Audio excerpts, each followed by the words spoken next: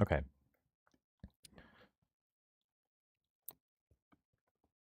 Let's see if it's on. Yeah. So this stream, I think I have around 3 weeks without one. Let me check quickly. 1 month ago. Wait, no, this is, yeah, 3 weeks ago. So now I want to make an update stream and also documentation, because I have done some self-improvement, and a few days ago I decided not to do any personal vlogs, so I haven't stored these ideas anywhere. And also I think it's a good idea to continue making these streams, even though I should focus on thesis and other projects. But okay, first of all, let me try to remember. The script is not running. Okay, now it is. So why am I not showing any screen? Let's see.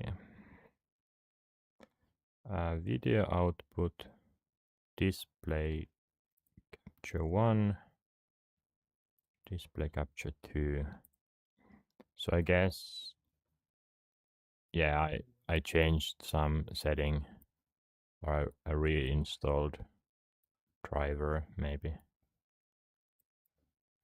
How large is this?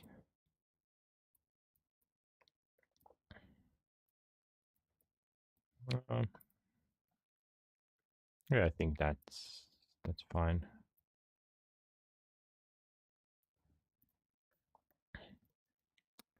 So category, this will be just random, I guess. Random, and is this my keyboard problem? Updating.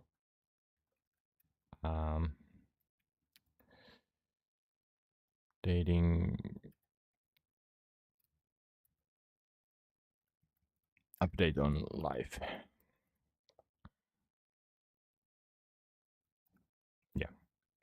I think I renamed it or named the stream also. Update on self-improvement, update on live, random talk. Good.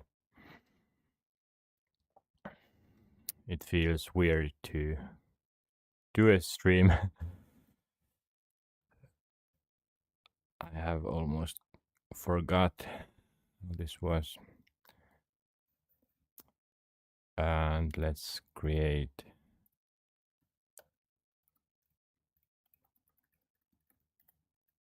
new notes for this. So this is 20th stream. I don't feel like I have made this many over 50 hours already, but apparently I have.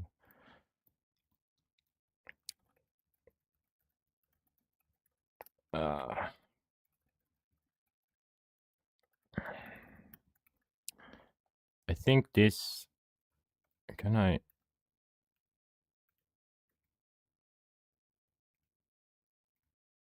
make this larger?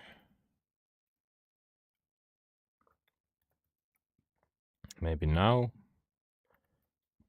Wait, I can check how it looks like. Maybe. I don't see my stream. View channel. Let me open it full screen. Also quality, yeah, that's good. So what I will do is I will create some sort of timeline. Did I have web dev layout? What if I want to make this full screen?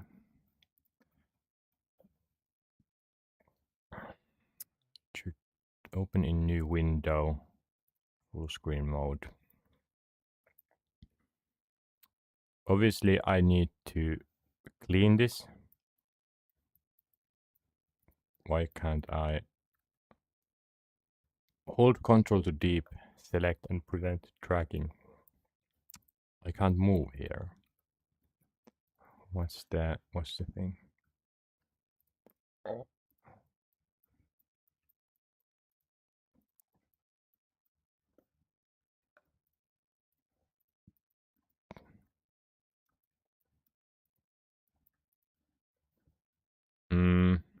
Yeah, doesn't work.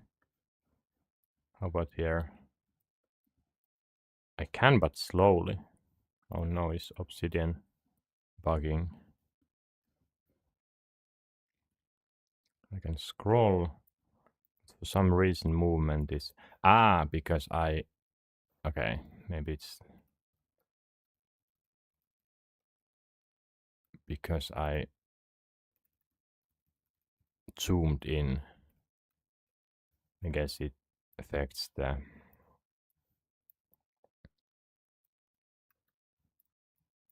this board. Okay, now it works better, although I zoomed out too much.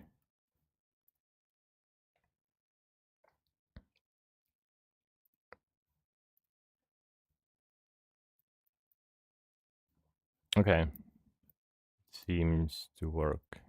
Yeah, now it seems to work. Was it 7? 7 is drawing. Let's go with this. So 3 weeks.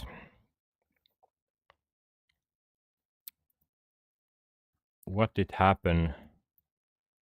I don't quite remember what I did 3 weeks or how it went, but I focused on IRAC, then leader, inner leader. So these were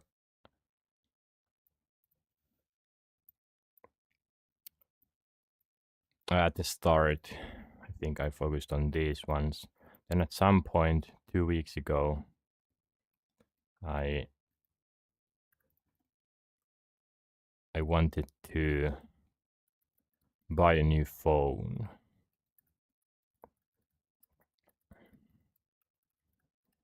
And what I went for was Honor Magic E5.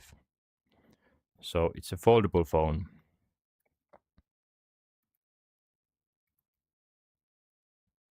Here.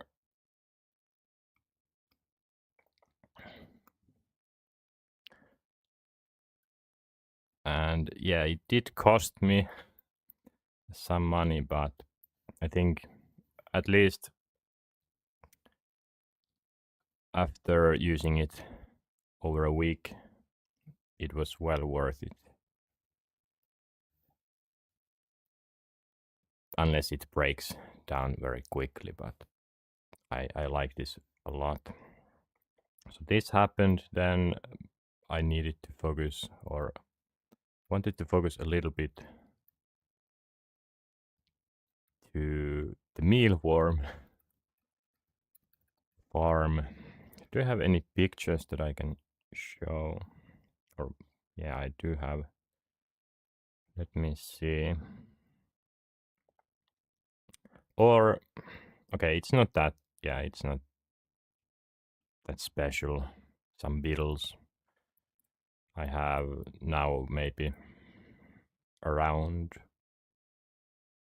80, 90 beetles running there. I ate the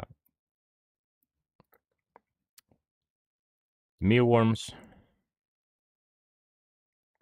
and they were pretty tasty, but of course the amount was the problem. I wanted to eat more, but yeah, there was only 60 grams. I'm also using the headset mic because my OnePlus 2T phone, the battery was emptied. I haven't used this, so now it's recharging. After that, I can use that mic, but I think I will just go with this for this stream.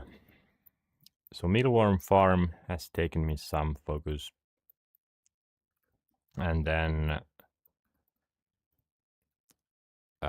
thesis work I have done only a few hours, so not that much. And I could have done stream during these 3 weeks, but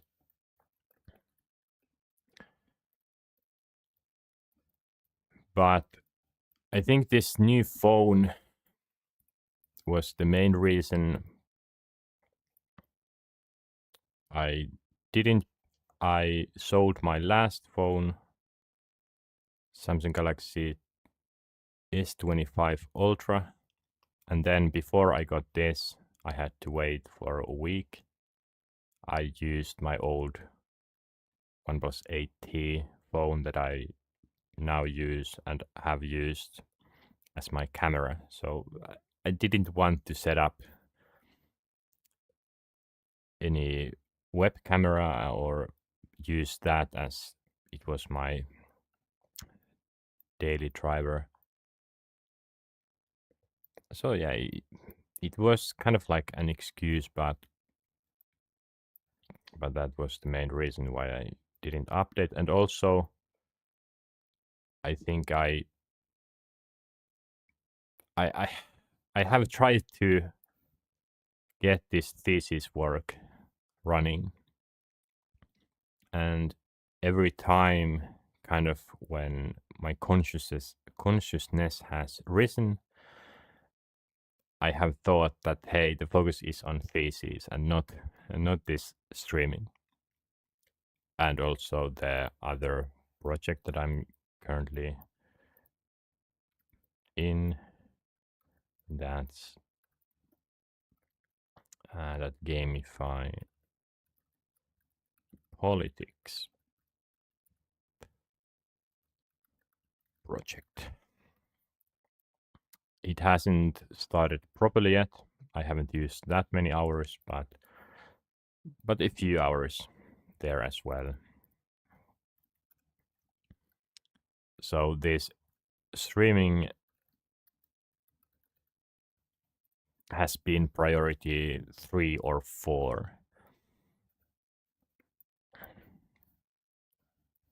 And then, yeah, some meetings, socializing has taken my focus.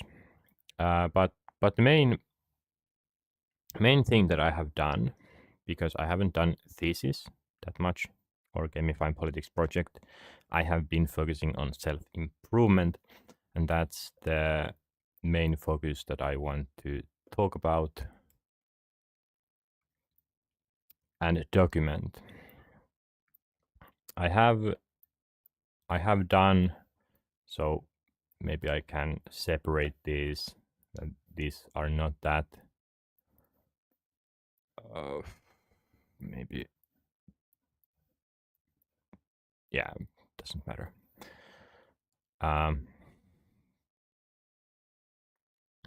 Yeah, this has been the improve stuff that I have used most time.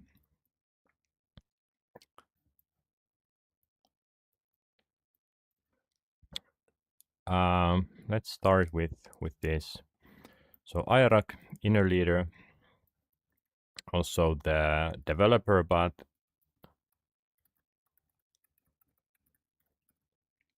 the developer part I haven't focused that much because it all starts with the leader. And the leader idea is that if I'm going to lead my, or if I want to do something in my life that, or where the motivation doesn't come outside, how am I able to start doing that if I'm not leading the decisions myself? So this inner leader is, well, it is that I lead my own decisions, and it's not just about making decisions, or that's not the hardest part. The hardest part is considering options, or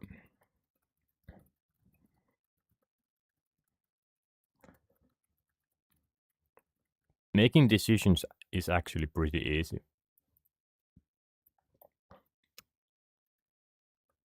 I don't feel like I have ever struggled with that, but just thinking of options. My mind is not wired for this, at least it hasn't ever been. That has been the main reason wanting to create this sort of IRAC. What is the width? Yeah, too large. IRAC, where I have a lot of, no, it's not a lot of stuff going on. I can see what's happening in my life. So I have, yeah, large dashboard, some visuals on my brain, my mind. But if I don't do that manually, I don't have anything. It's all empty.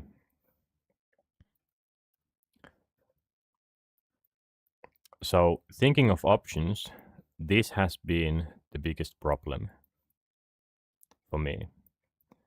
That if I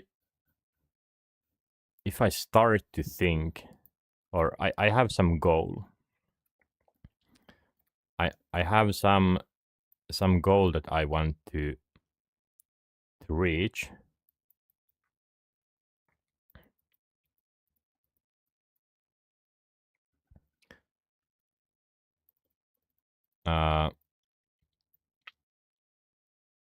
It always starts with, okay, how do I get there? What is the path? So if this is the goal, how do I get there? That's a question mark. And I'm here. How do I get there? I have multiple different paths.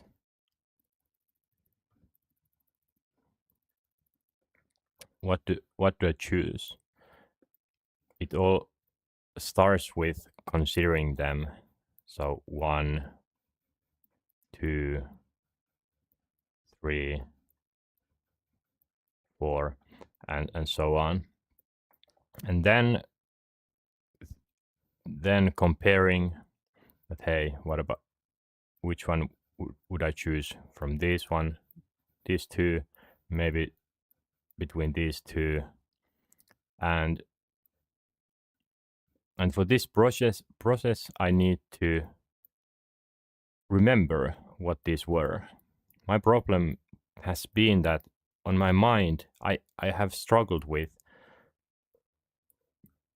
in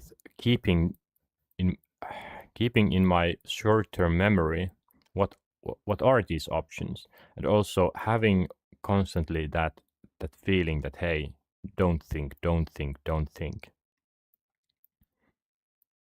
And maybe should I have even more options? I have that uncertainty if I have actually considered everything, and at least I have been able to live my life without making any large or that many real decisions. Of course, if the external pressure is large enough, then I'm able to come up with something, or it's like I'm using my intuition. But manually deciding, hey, I want to do something, I want some goal, and I need to lay down the options and then choose one. That process, this is the this has been the problem, and IRAC fixes that because it gives me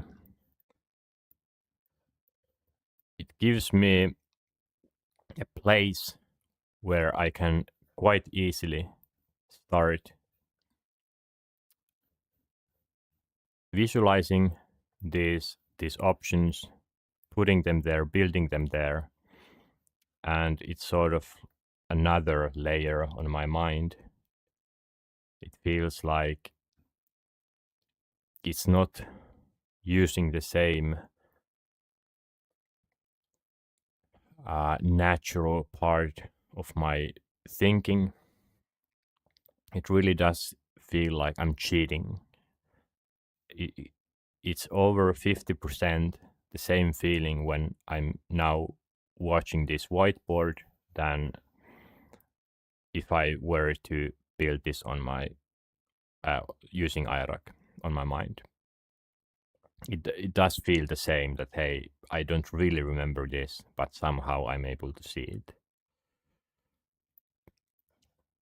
But yeah, so inner leader, it's really just about thinking options and then making decisions. But as I said, the decision part is the easiest one. Most often, it's the obstacles are not actually the decisions themselves or the options. They are the feelings that some of these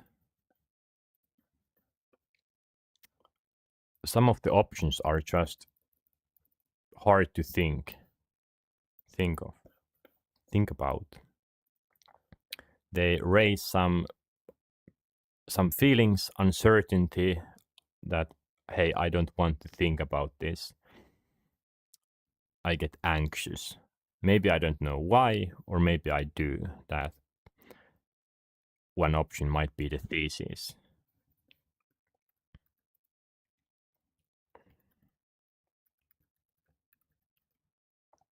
That it just raises uncomfortable feeling.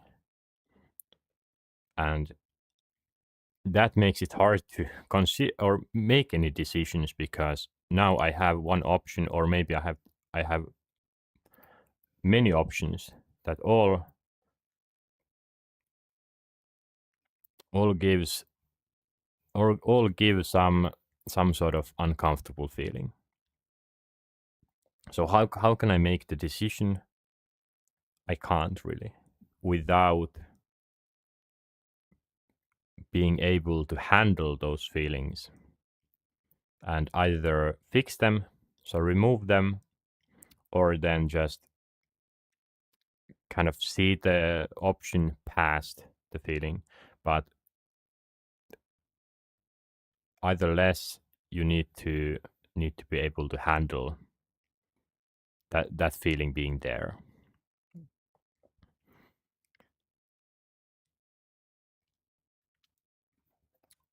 But this was something I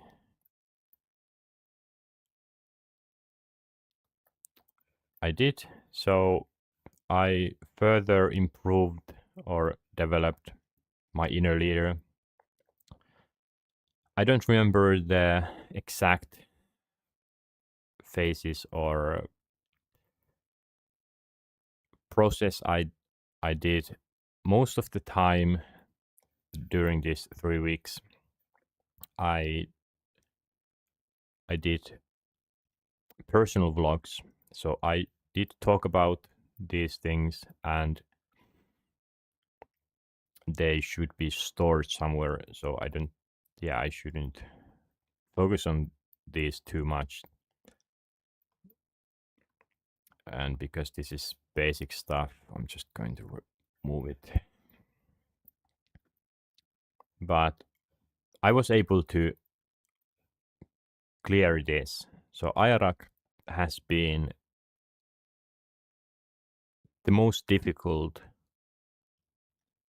thing in my life to implement or start using. Well, okay, it's very hard to compare it to anything, but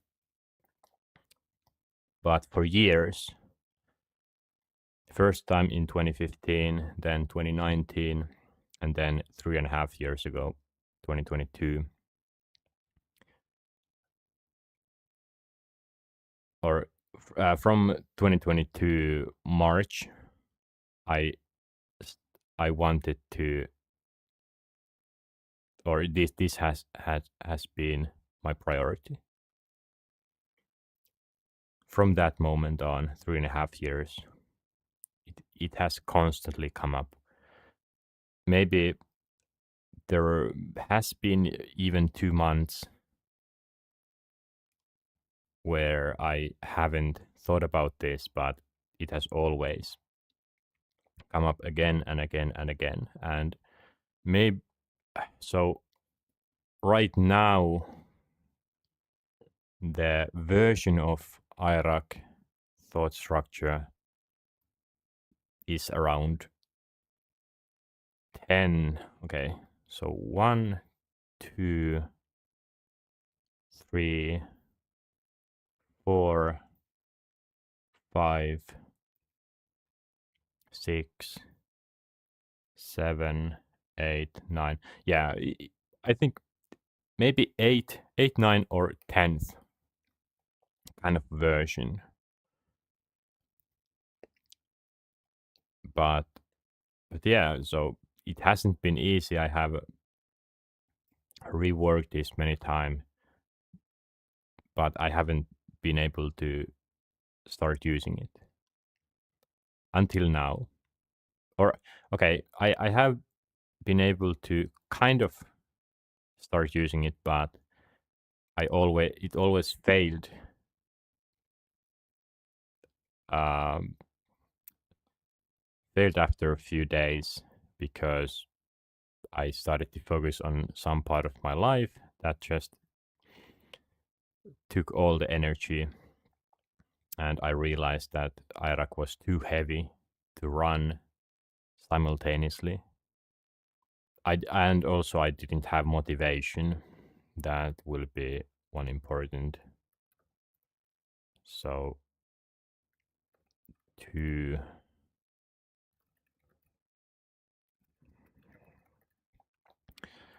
that is important, yes, but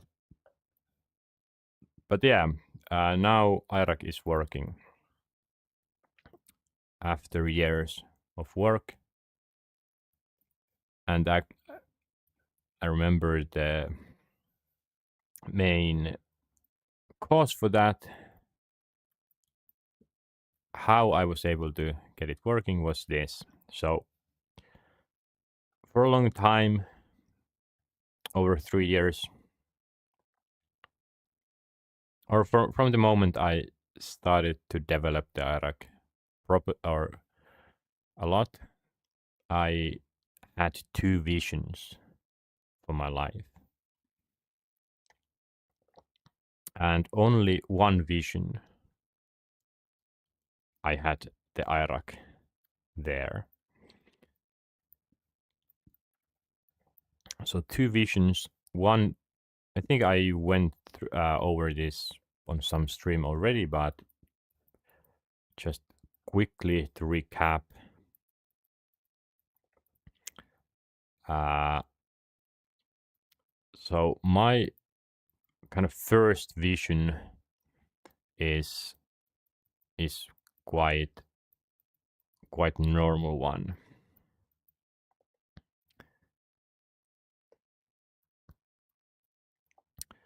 It's quite normal one. Mm,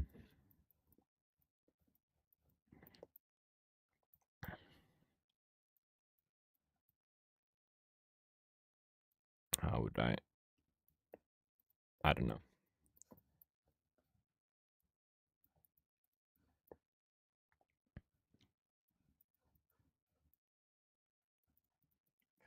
I'm quickly trying to draw some visuals.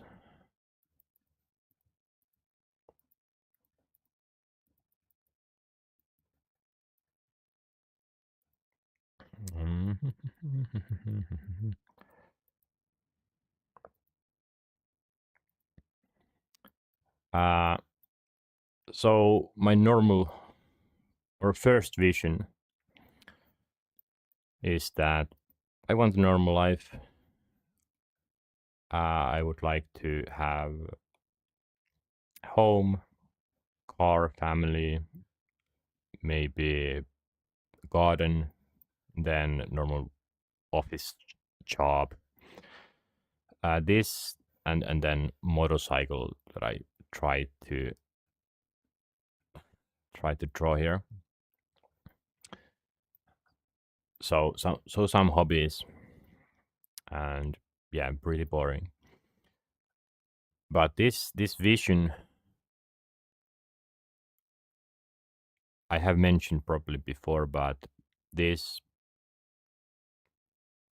I feel like I would have gone towards if the world was in another state that it is in. But this is basically the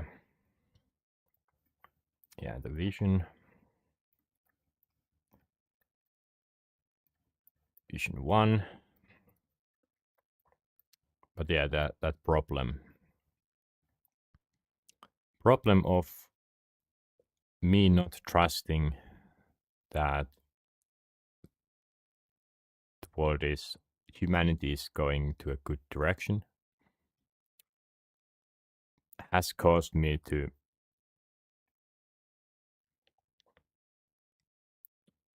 not being able to pursue this. And my thought has been that I want to I I need to do something about it because I can't choose this. So what else am I then doing? This has been sort of I haven't consciously thought of this vision, but I know that it would have happened if this world situation hasn't been like this.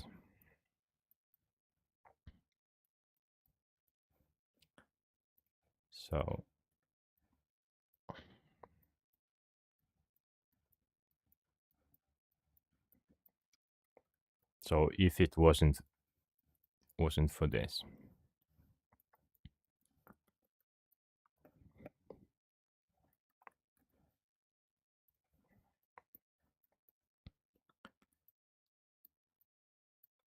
but yeah, the only option I had was that, hey, I want to,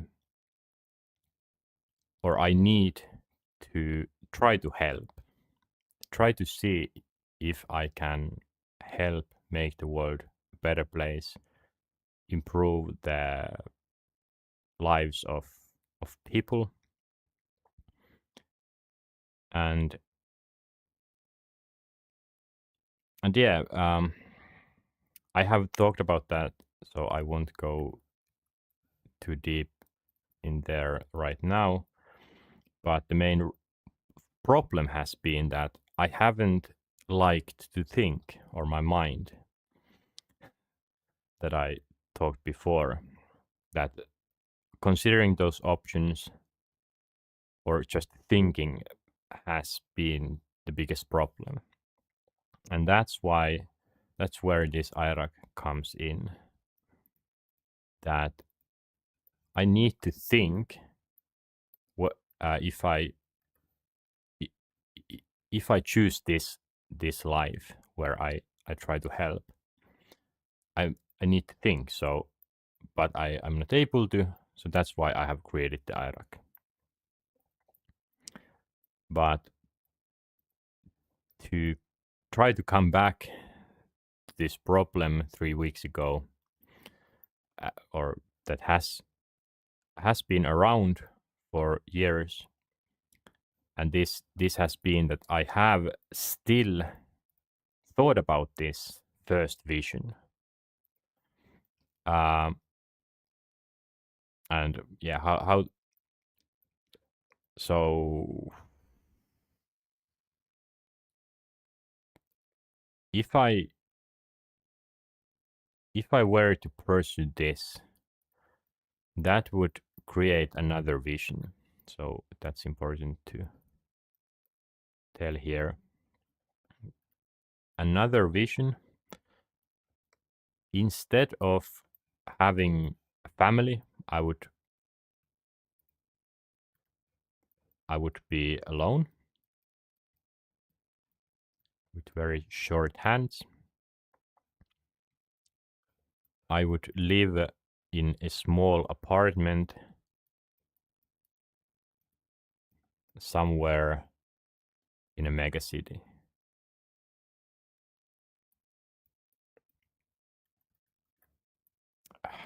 I don't know if I can somehow try to.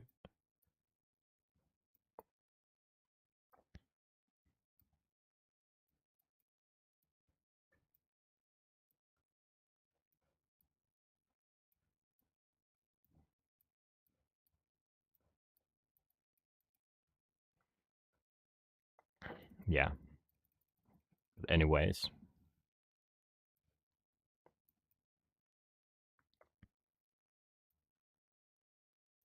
so I would have a small apartment somewhere in the mega city. Uh, I wouldn't have my own garden. I wouldn't have trees and forests.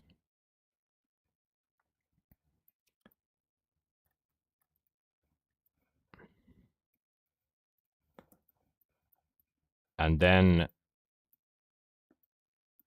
in this vision,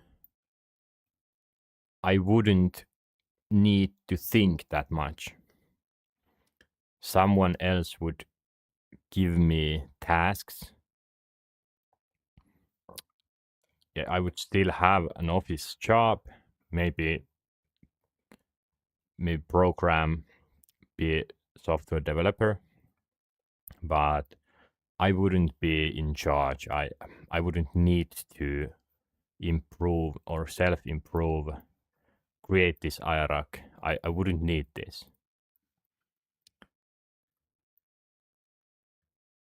But in this new vision,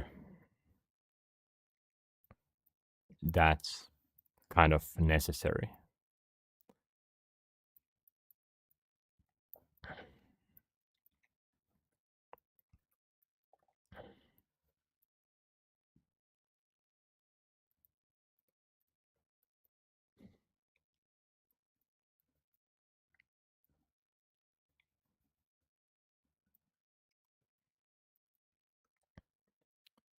Uh,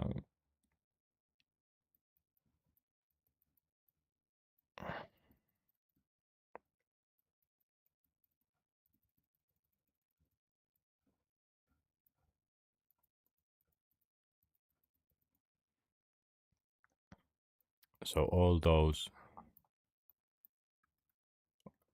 that thinking,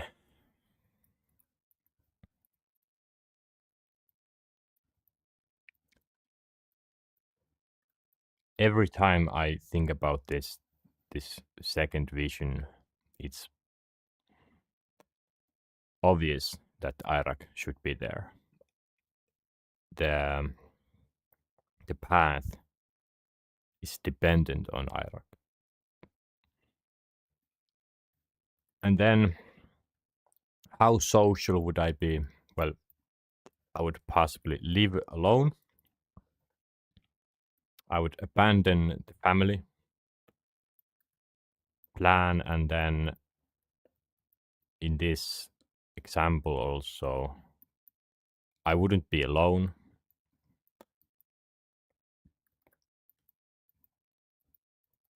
I would actually be with so many or very, very social and active,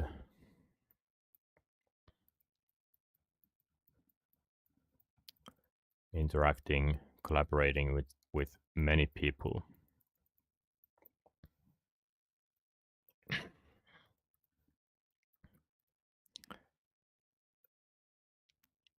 And then what else? I think yeah, this is kind of these are the main points, and everyone should be able to see the difference between these two visions.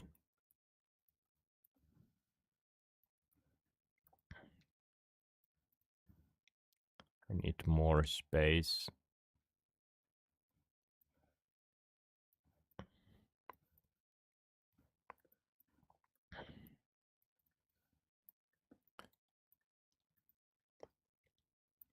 So the main points, I wouldn't have this sort of life next to nature with my family where I can kind of gather my some interesting hobbies around me and have proper home, garden, hobbies like this where which are not connected to the world, and then I wouldn't need to think. Yeah, I need to think. I need to social and also yeah social life in this first vision.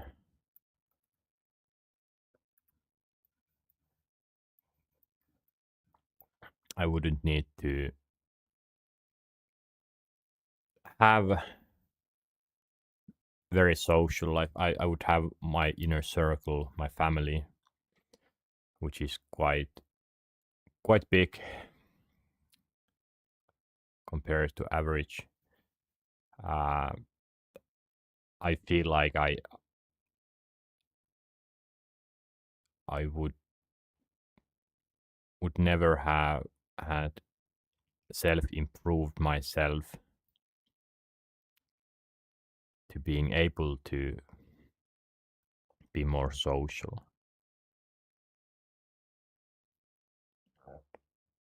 But yeah, this is already in the past, but that happened during the first week.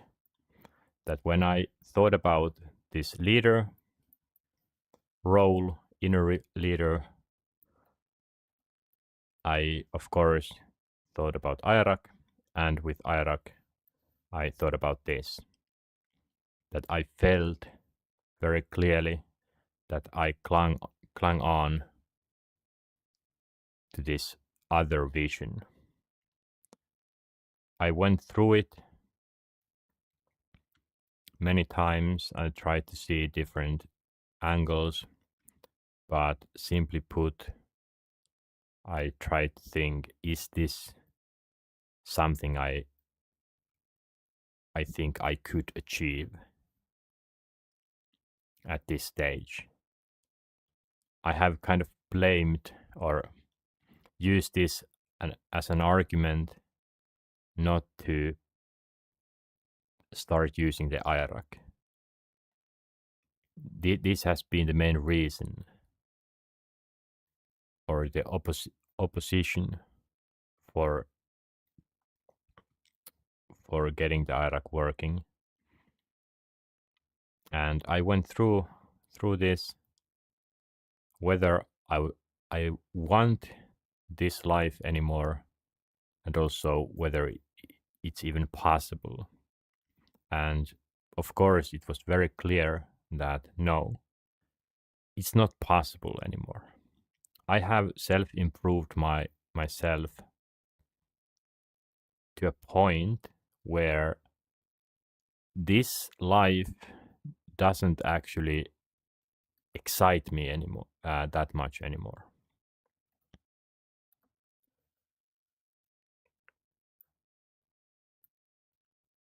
That I don't want to have a normal office job where someone tells me everything I need to do. I have already worked on this IRAC to the point where I am able to manage myself. I'm able to think quite easily. And even, yeah, it's still in its early stages of development, but even now, or already, I can think so easily compared to like three years ago. So this vision doesn't even excite me anymore that much.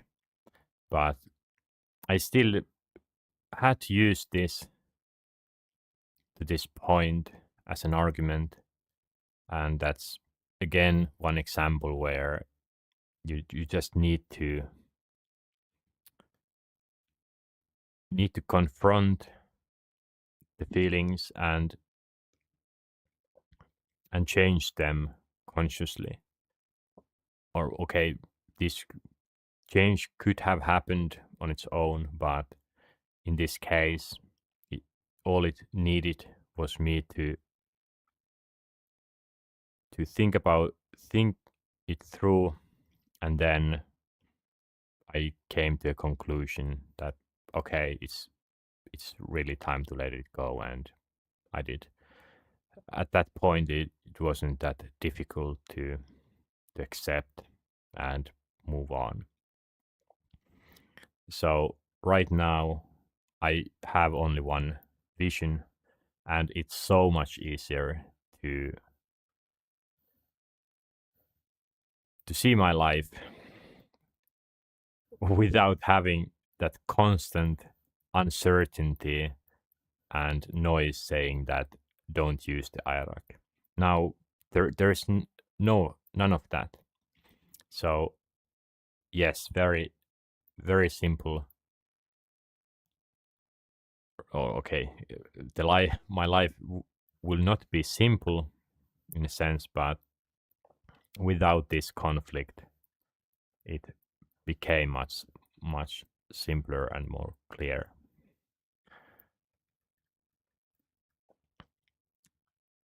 So next thing I did think was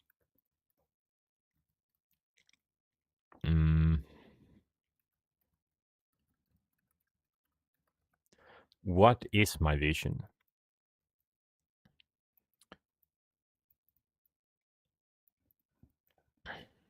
So here I kind of drew what my vision is, but it doesn't say anything specifics. One stream I used time to talk about how I would like to move to Taiwan, for example. But it's still it's unclear where, why, what kind of job I would like to have, and so on. And also, I have had different ideas of what kind of image I would create of myself, how deep I would go into some topics, where I should be focusing on. So I have used some time to kind of decide or lean on to some vision, some plan, and then go back. So reshaping the vision. I won't go into details there, but basically, what is my vision right now? There has been many times when I have considered this and added something, removed something. Right now,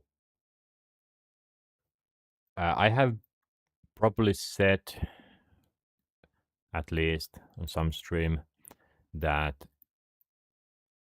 my goal is not to achieve some specifics, and I'm very open to anyone contributing or shaping my future, deciding on my behalf what to do, where should I be focusing on, because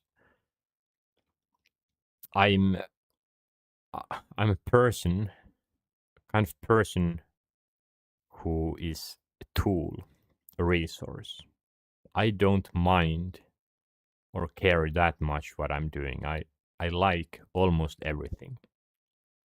And I think I'm able to self-improve or shape myself to like everything.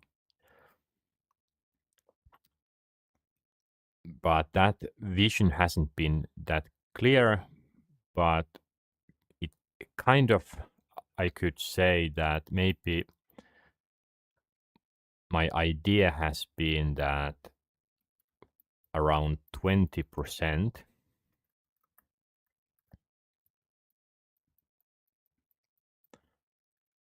I would not let anyone decide what to do. I would decide in my life 20%. And then I would let others decide the other 80%, or heavily influence how I spend my time and my life. So this has been kind of my vision for my life. But now, with reshaping my vision, this has changed. And of course, these are just some random numbers. Maybe it would have been different.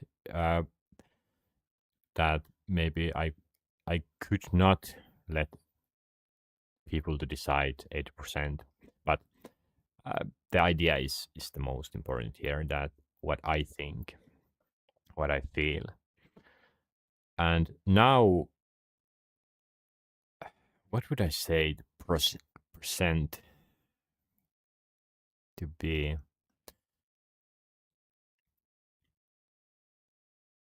I think right now it's close to 50-50, maybe 40, 45, but this changes the vision quite radically. That instead of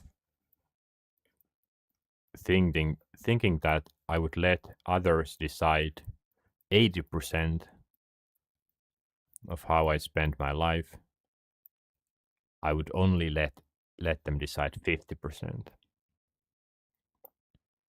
So this has been change on my attitude, on my mind, and maybe it will change even more.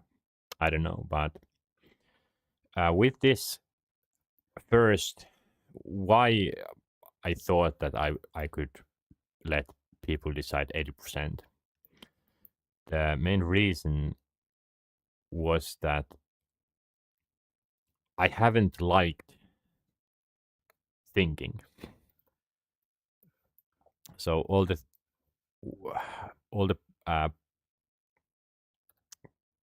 main problems have been this, that I haven't liked thinking of options and making decisions. So it's it can be seen here why I thought that I want to let others decide, do the thinking, make the decisions, and then I could just do something. Like I said that even without IRAC, I'm still able to work as a programmer or as a developer. Of course, I have gone to university, and now this is I switched to University of Applied Sciences that I'm currently finishing my studies on. So, and I did all this without the IRAC, so without that extra mind power. But still, I haven't liked being able to properly think the options and yeah. So that has been the main reason why I thought that I want this option. But now, as I have removed this vision and started to use IRAC,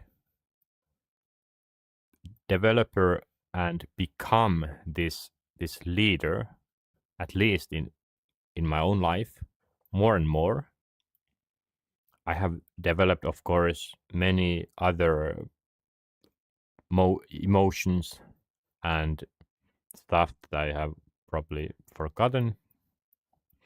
But this has meant that now I see that, hey, I don't need to choose this. I can choose this, so where I control way more in my life, and I can make the decisions.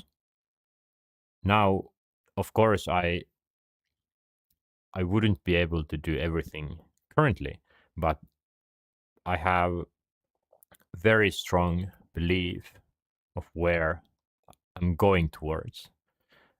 I will continue developing myself, and I get to this point. And of course, I have said it before that I can decide 100%. If no one wants to contribute, wants to suggest changes, it's fine. I can of course do that. But yeah, now I think I want to stay at least 50% in control over what I do, how I do them. Also, something I kind of figured out was that this changing feelings, improving myself, has become so routine to me that I kind of lost the understanding of how it is for others. It's kind of hard to understand that for most people, changing their emotions just removing anxiousness around some topic, that's not easy for them. That people struggle with something for years that I can do in an hour currently. Of course, though, the main, most important changes have taken me for years, but if I compare some changes that I feel anxiousness of going to a public place and then start to draw attention to me, feel pressure, anxiousness of being seen, and awkwardness. I don't know. If I think about that, how easy would it be to just be okay with it? It wouldn't take me that long.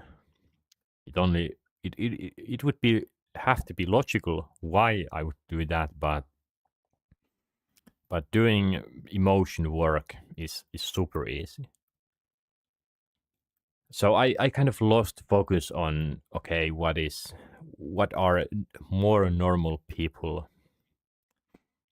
like, how much in control over their lives they are, and with that understanding or better realization, I switched more to this, that okay, maybe I I have kind of distorted or wrong view of people, that they are driven too much by their emotions and by the external pressure, that I have been able to move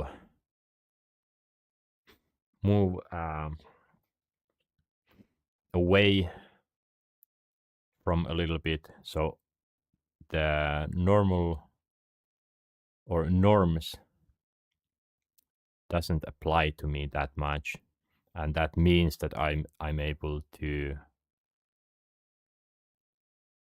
see things differently from a different perspective. And because I'm able to do that, of course I should focus my work on that hey, I have a unique perspective.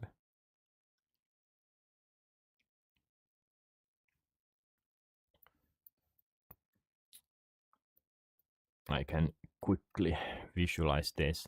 So let's see, this is the norm where 90% of people are. They, they dress some like, because it's normal for humans to do that. They avoid some people, some places. They they they're afraid to oppose or confront high authority people, because it just feels natural. They're kind of they're not in prison, but this is just how humans work, how animals work. But if you go away from this, then normal norms doesn't apply anymore. And I'm kind of here. Of course, I'm not the only one. There are people outside of these norms all around, but most people are in this. Or of course, it's impossible to group everything like this. So, but in general, you can think it like this. And so, by considering this, how am I able to bring kind of these people's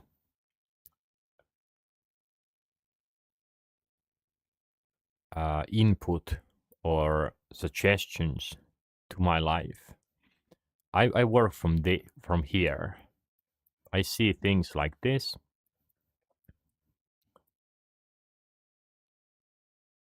So if people suggest something from here, they would kind of try to bring me closer to the norms, maybe. So the idea here is that I can't let them choose the 80%, and 20% here I have kind of thought of being just living, what I eat, where I live, this sort of thing, or having my own social life. So it's like time spent that it's just something. Of course, no one can come here and carry me to places. But basically, in this version, I would let people or someone to decide kind of over 95% of what I do for work, and this section they couldn't decide, or it doesn't matter that much. So it's really more than 80%. But yeah, so it doesn't make sense how I would let others decide this much, because they don't understand this, and even someone who is here, they don't understand my point, and also they wouldn't want to change my view to their side, because it's beneficial to have people with different perspectives. I don't want everyone to come here to, hey, come here, this is the best position to be at, and from here you can make all the best decisions. No, it's not the case. It's very good that there are people with different viewpoints.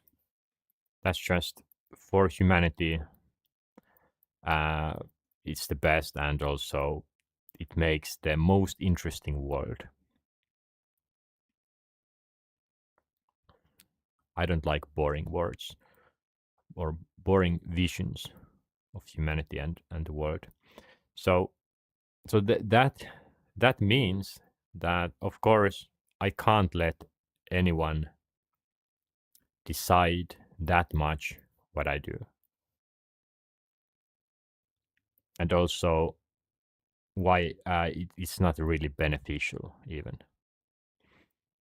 But that was the vision before I had able to develop myself or level up myself to handle all this. But now I'm in a point where I can handle it.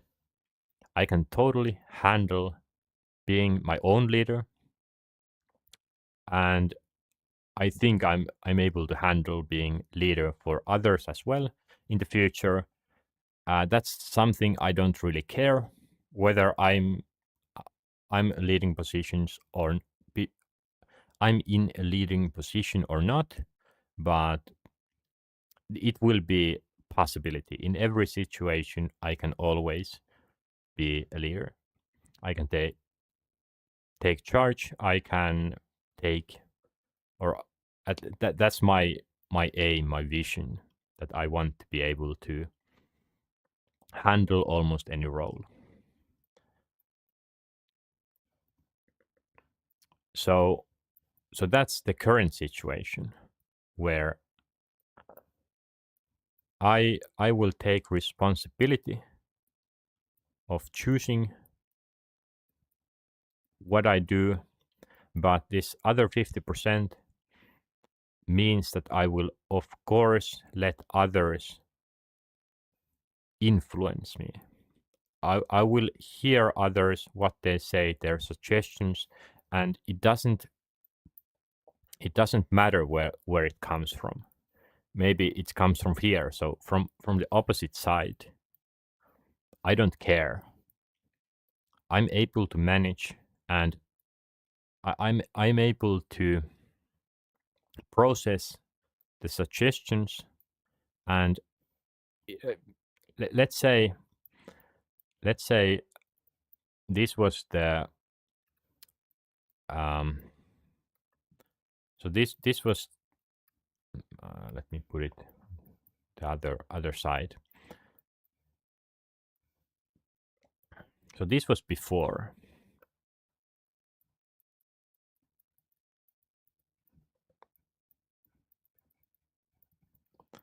So before I was here, I didn't know where everyone else was. And I thought that, hey, give me the direction, heavily influence what I do.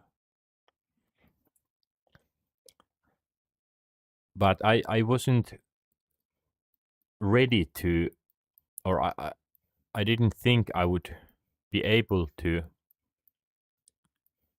realize where that voice came from.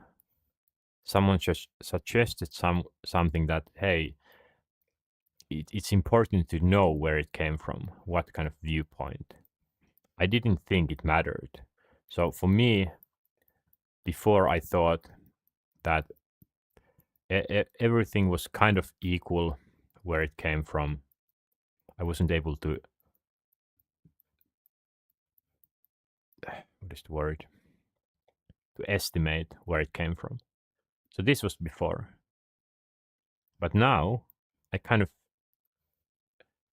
of have a feeling of where everything will come from.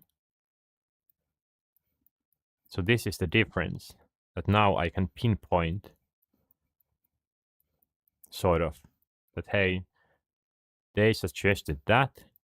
Okay, I can go here. I can research this or see from their perspective, and then I can make a good decision whether I will incorporate this idea, this decision to my life or not. So that's kind of idea behind this. And also, who is the leader? Who does the leading? Every group decision, who does that? Who takes responsibility? On the, or in the first example, I kind of leave the heavy duty making decisions, taking responsibility to others, to someone else. That's the role I have had my whole life. And the camera is probably not in the best angle. Okay, let's do it like that.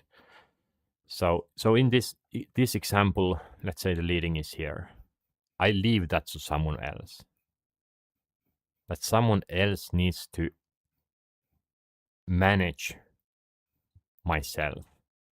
That maybe they have already people who they manage or heavily influence, and they would need to take me as a burden. Maybe it wouldn't be a burden, but still it would be on someone else. But now I take that responsibility, that no one needs to look after me. No one needs to react when my life situation changes. I will do that. And that will leave energy for them who would have taken this role to focus on something else.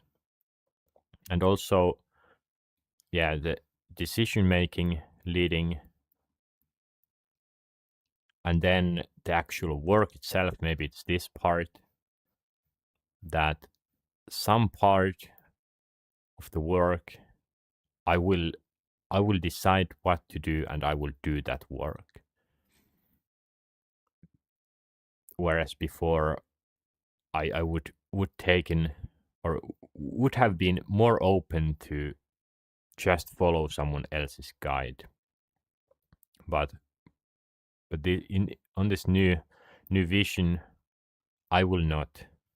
I will not let even or okay if they make very heavy and good uh, arguments using logic that I understand, then of course. But I will make the decisions. I will consider them, and no one else. So yeah, it's not easy to explain. Of course, these are just some feelings, and I'm using these visuals, this this way to explain it. But the main point here is that my all these effects or my attitude towards life, my confidence, that's the biggest. That's the most important thing. And of course, this is ongoing. I will continue shaping my vision, making it more clearer. I will continue working on IRAC, inner leader.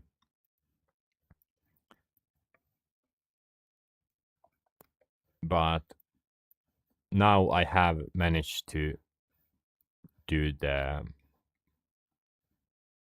most or hardest parts, which is starting initialization. Okay, moving on. Shaping my vision, yes, that has been one. I don't know how much I have still to kind of document to a video.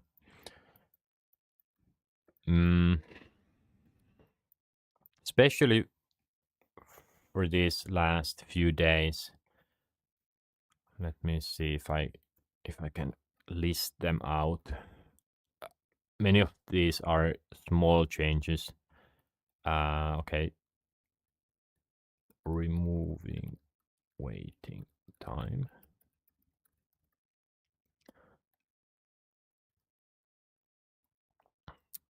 I will discuss this after. What did I do yesterday? Okay. Remove music.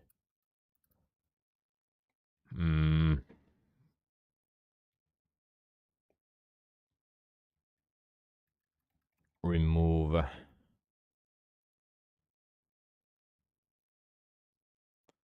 not starting.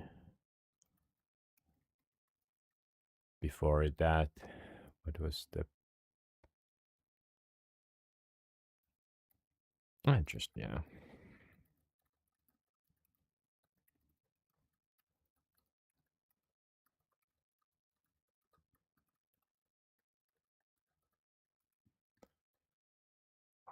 What else? This week, I think I did do a video on Monday, maybe. Yeah, of course. So design.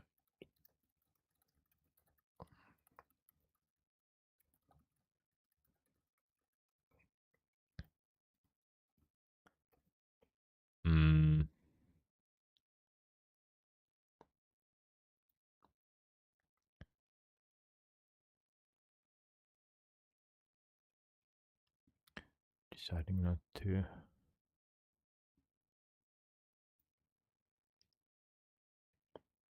I will take a quick break.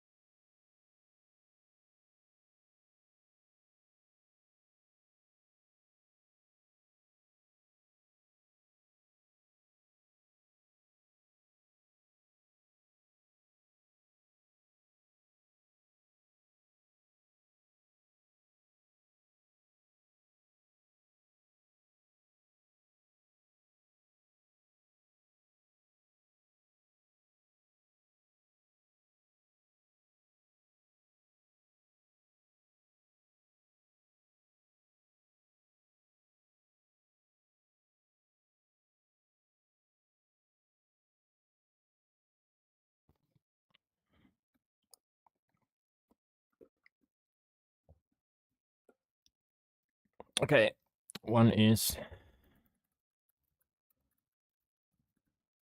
entrepreneur, and was there something else? Maybe I remember, but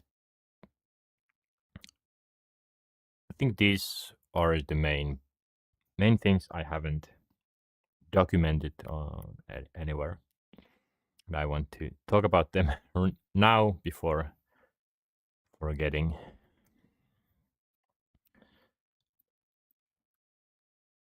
So this happened first, deciding not to make private vlogs anymore. Let me put this there on the second monitor so I can see what it looks like.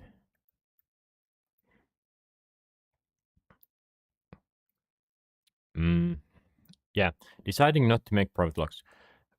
I don't remember if this happened on Monday or Tuesday or on Sunday, but I realized that things were going well. I was using iRack, and I started to figure out the vision,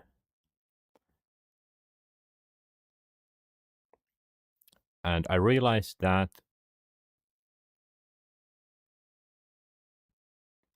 I'm going in loops. I have known this for years, that during those times when I just start the video, start the vlog, and start talking my thoughts aloud, that I waste a lot of time. I can constantly come up with something to talk about, and always some new thing that, hey, I should do this, I should do this. Now I want to change this feeling or something. I realized that it's time to stop doing this. And was it? I think it was yeah, it was 2 years ago when I decided to do the same, that, hey, I will stop doing the vlogs because I I was supposed to move from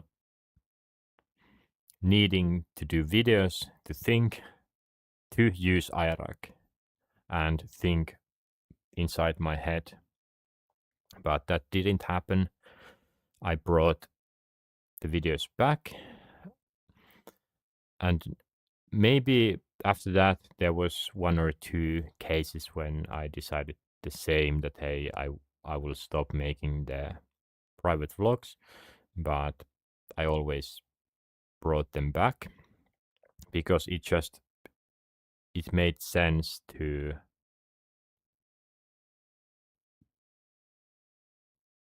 move on or process my thoughts and do the self development rather than just waiting for iRack to work. So it was better to keep thinking the old way, and I I mean talking aloud here, talking thoughts aloud. In my case, it was better to just accept that, okay, I will not yet be able to just think inside my head as well. But there was some thought that I remembered.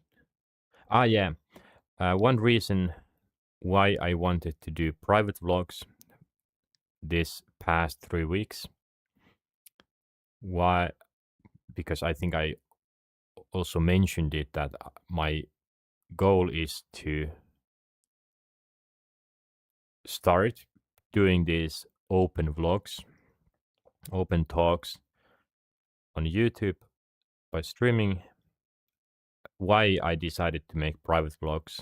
The main reason was the language and also the kind of pressure. So I'm doing this in English and will continue doing them in English. Of course, no one would say anything if I switch to Finnish, but I just don't want to make that change. So I decided that I needed every energy drop that I could get, and this English, uh, talking in English takes up maybe 10% more energy. It's not that much. Previously, it was way more, but I can already or get 90%, let's say, of the thoughts just using English. But I wanted to get that extra 10%, and also I didn't want to constantly think whether I can say something or not. So on those private vlogs, I have a lot of personal things about me, about my friends, my family members that I just can't talk here. So that was, I maximized the productivity. But from this moment on, I don't I don't need to have those private vlogs anymore. I have gone through the biggest obstacles, the hardest emotions to and changes that trace back to my childhood, to my core years back. So many of these might not seem that large to someone else, but in my life, uh, removing some vision that I have kind of naturally have my whole life. It's not small, and then start using some mind structure that I heavily have opposed, or some part of me has opposed. Becoming a leader, I have never been a leader. I'm not a natural leader. So shaping myself that much, it takes energy. But from this moment on, I don't need to have vlogs anymore. So that was something I decided to do, and I went through it. It was pretty easy decision, I think. But of course, I had used to do that. 4,000 hours of doing private vlogs. It was a habit, and I had struggled to end them before, but now it wasn't too difficult. But it was, yeah, it was just important to do that. So that was, I think, the first one from this list. Entrepreneur. I'm doing that gamifying politics project. It hasn't started properly yet. It has slowly moved forward, but yeah, and on that project, there I am very close to entrepreneurship and business world, and most importantly, the thought of business and the energy, the environment. I have probably talked about this before also, how do I see money? Do I want money? I don't really do much with money. Of course, I want. Uh, Let me write this down. Why not? Need for money.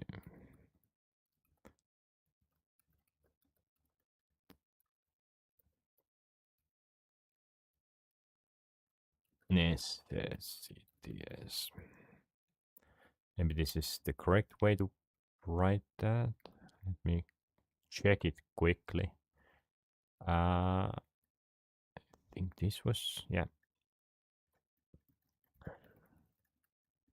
necessities.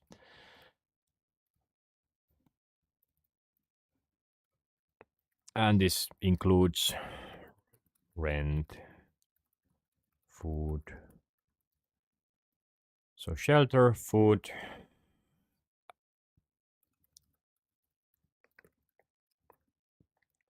and then so I can live, I don't die, and then tech.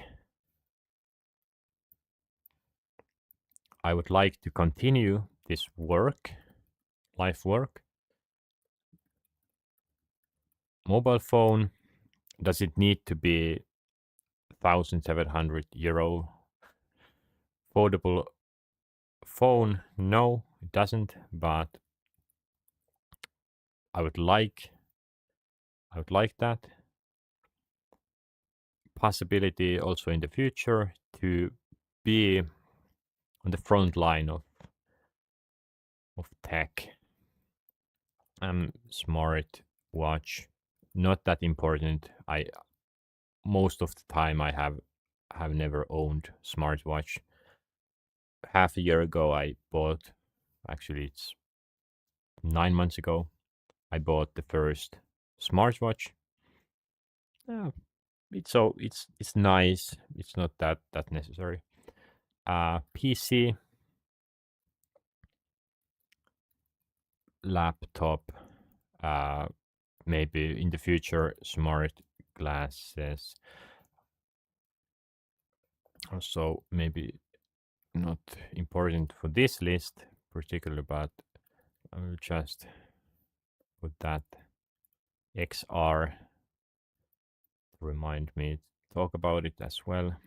Smart glasses, and so on. Ah, of course, XR glasses, or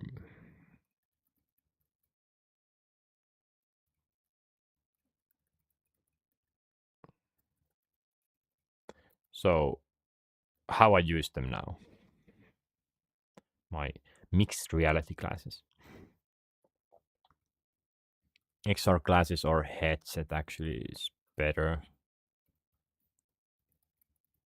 Headset. And then social stuff, which could include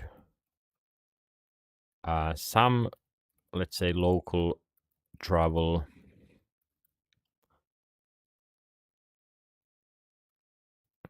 eating, or restaurant. So going to a restaurant or just random events, places. So going to play pool or going to a concert. So this sort of stuff, of course, needs money. What else needs money? That local travel I put because global travel.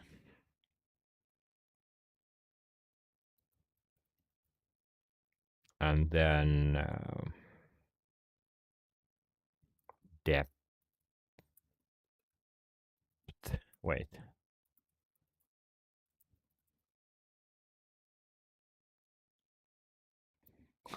Okay, I am not sure. Depth?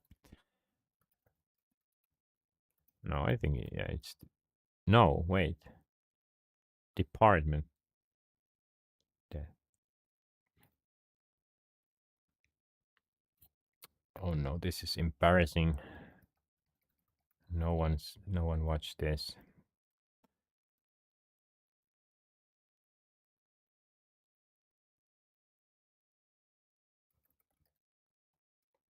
Depth.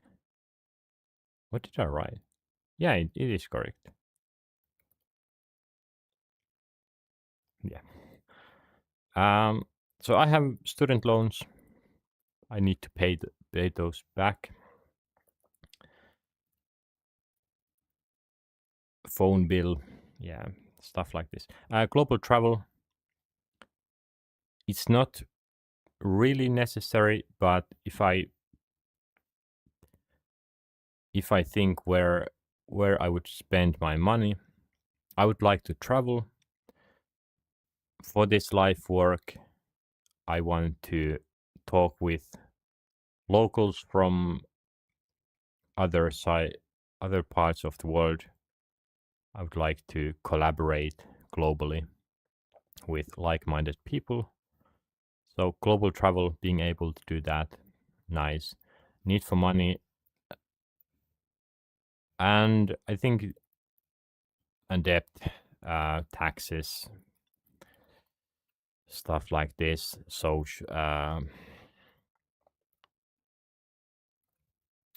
Health, health care. Is it? No, no, no, no, no. Healthcare. Yeah, it's no. Okay, it's neither. Yeah. Okay. And last, not donating. I don't want to donate money. I want to sponsor. Yeah, kind of donate.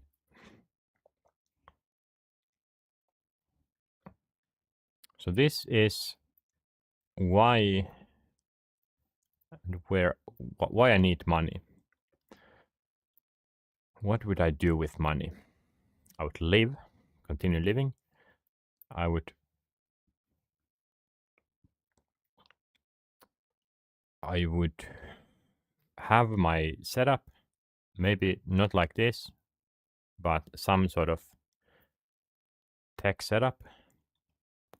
And then I would like to be able to go outside to restaurants with my friends to experience culture for myself, but also for this life work. I would want to know or understand people better, and this is an obvious one how I can achieve that.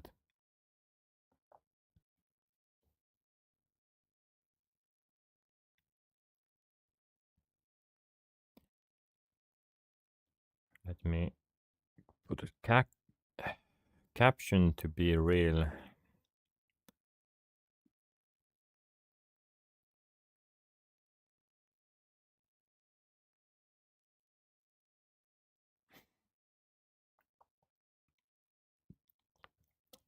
Yeah, global.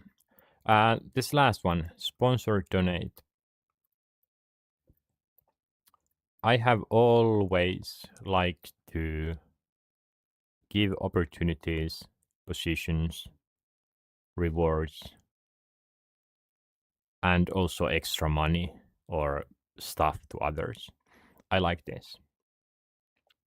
I myself don't need much.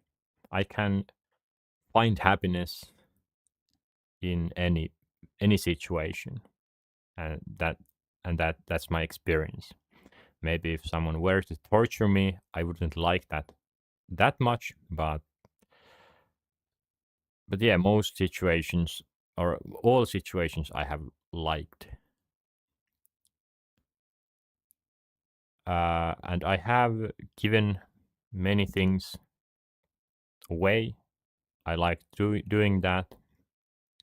If I'm selling some item on a marketplace, online marketplace like Tori, then I don't mind not getting the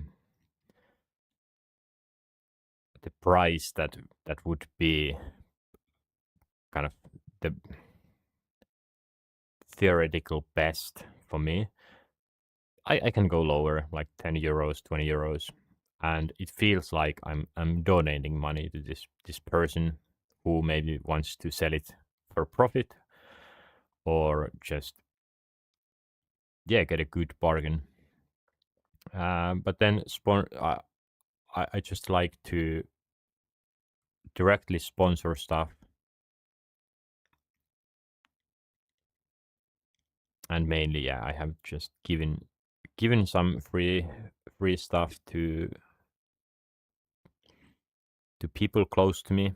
Some people I would give more if I had more. And of course I'm not super rich. I have student debt. I don't have a proper job. So I have never been in a position where I could give out bigger sponsors. But that's something I would love to do, to give sponsors to some research or some artwork, some development, some collaboration stuff. That hey, I want to develop this website, and if I had money to pay someone to collaborate with me, I would love to do that. So much opportunities with money that you can get. Would I want to? So if it was possible to get super rich, like millionaire, billionaire, would I want to hoard it to myself?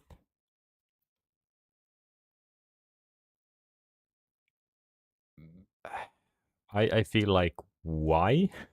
So what is money? It's just some number on a bank account.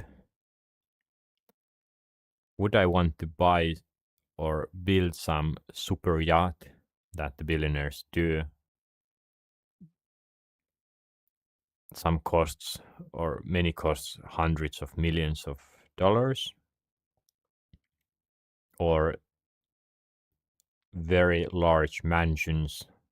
Do I need to have 10 of them? Like what will I do in a mansion? Private pool, private everything. Why do I need private stuff? I I I don't mind just using other stuff. If I want to play tennis, then hey, I don't want to own a tennis court. What what would I do with that? Of course, it would make the most sense if I really wanted to have it close and always available. But I would rather just go play tennis somewhere where or some company handles the playing fields and everything. I just go there, buy and kind of rent, not rent, buy the time slots and play with their stuff. I don't, and then having a big mansion where I need to walk a lot. What would I do there? I don't need to have personal space that much. My vision for my life is that I would move to East Asia, to Taiwan, to some very small apartment and then most of the time I wouldn't even be there. If I had a choice, I wouldn't even want that. Or okay, I would use it for store clothes, take a shower, sleep. But my vision is that, or the perfect vision that I have had for a while, is where I use my home apartment just for sleeping and hygiene, clothes. I would eat somewhere else. I would work and hang out somewhere else. I would love to have an office where I have all the tech. That the mobile phone is the only one that I bring home. That's it. And okay, maybe XR headset, but well, even that, do I need it there? And actually, yeah, one step further, I don't want to live in a housing complex. I would love to live in some office because it's just for sleeping. I would go there to take a nap. So sleeping is just something you need to do to restore energy. But my main focus is on work. Of course, if I had a partner, if I were to somehow start a family, that's another thing. But for now, this is my vision. So so yeah, having billions of dollars and spending them on some property, trying to get more money just to have that number, buying some social company like Elon Musk did, Twitter, and then making it worse. Do I? What do I do with that? Is it's all of course a status thing, and but with status, I don't need to have money to feel validated or feel good about myself. For many, it's an obvious one.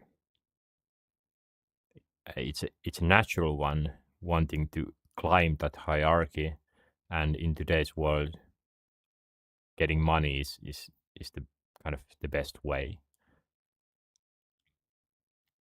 and in some sense, accessible to everyone, but not really. Mm, but yeah, doing or having all that money just lying around, or in investments that I want I use to get more money, just to get that feeling. It feels boring. Uh, Boring to do all that, especially for me, because I change my feelings. I think about them a lot. I can choose what feelings I I get enjoyment out of, or what I feed, what parts of me. Would that power and money be that special that it gives me more pleasure than just hanging out with like-minded friends, having a good conversation, good laugh, be going to a social club and just dancing a little bit, um, doing some interesting work, collaboration with new people, uh, seeing some art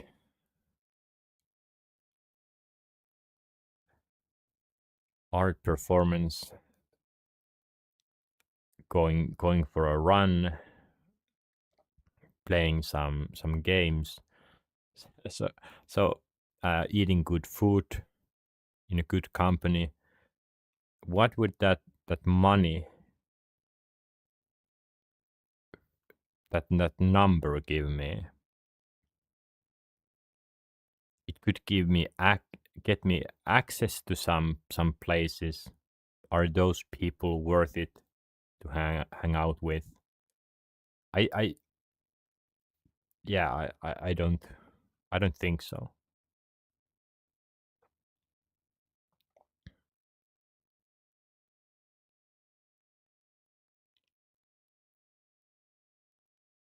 I care about more philosophical stuff, and I can already control myself, control my feelings, and get most out of my life without any of that money. So yeah, I don't like addictions. I I can avoid them, and money is for many people an addiction, and power, of course. And so yeah, in my case, it just doesn't make sense. Of course, I wouldn't mind having millions of dollars just to have it stable, being on a stable ground, being able to travel, and not caring about or worrying about losing all the tech and losing my place to live. But I feel like even that is not that important for me, because yet again I don't know if I have mentioned this on stream, but I don't mind losing all the tech and living on a street. At least here in Finland, even though it's cold, there are these social um, safety nets that I'm very confident that would benefit me or keep me alive. So I don't mind this, but of course I wouldn't want to think about it. Wouldn't want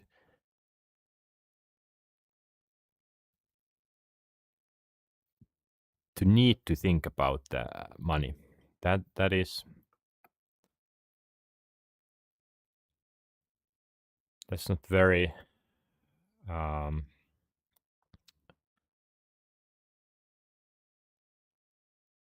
yeah, it's boring. Although considering my current situation and future situation where I can handle all this, then handling some money stuff wouldn't be a problem in that case. But I don't know how much money I would in the end, if I happen to get there, how much I would want to keep. Because of course, if I like get 50,000 euros, and then I spend 40,000 every time I get that amount, I spend it, then I can never accumulate it enough to sponsor millions. So yeah, it's not as simple, of course, as most things aren't in the world. But yeah, so need for money. I talked about this because of this entrepreneur. I have kind of thought about this from time to time, and that money. I have kind of leaned towards not even wanting to get rich, to have always that pressure that, hey, I need to work more or I need to work to maintain or being able to live.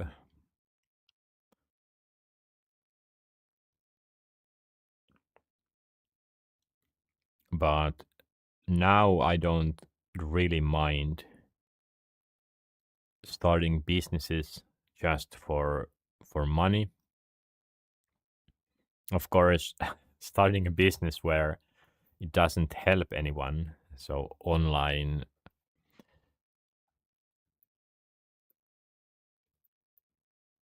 what is it? Gambling sites. Yeah, no. Or online porn sites just to get money. Not that interesting, but starting some interesting maybe consulting firms, businesses or art. I don't know what it could be. I don't mind especially anymore. And that's something I have kind of included in my vision more. That thought that okay, who I will become, not only am I going to become this worker for helping humanity, but I also have in this vision I have more space for my own or kind of yeah getting money, and that entrepreneur is now there in my vision that it wasn't before, at least at this scale. Okay, scale, I mean like 1% or 5%, but still. So that's kind of new, and I think this covers it. So right now I'm just in a project that's around other projects that are many of them are very business facing, and we yeah hanging out with future or current entrepreneurs kind of makes you get into that world yourself. That happened on Tuesday and Wednesday. So these are done, these two. Checking everything before starting. Uh, I will continue this on this evening or tomorrow. Yeah, I will go in order, at least try to. XR. When was the event? I think it was a week ago. So this was before these two. Meta Connect happened. Meta Connect 2025. Before this, I at some point I did deep research about Meta as a company, Mark Zuckerberg, Facebook. I wanted to get a better understanding. Okay, what are the biggest negatives? For many, it's clear they have had strong stance against Meta and Facebook for years, but for me, I have never built that sort of opinion. Of course, I knew that they have done very sketchy stuff, but I just wanted to understand it more, and I feel like I still don't know everything, but what I do remember is most of the controversies were around where Mark Zuckerberg himself. I have seen the social network movie done from the Facebook or Mark Zuckerberg and how the Facebook came to be, and it doesn't showcase Zuckerberg Zuck being very very good person. Mm. And then the biggest controversy was, I think, was it 2018? The what incident was it? Cambridge, Cambridge something, Analytica, something like that, where some data was leaked. Was it Facebook data, or was it leaked that Facebook had collected some data that they shouldn't have? I don't remember. But basically, my understanding is that the biggest controversies come from Meta.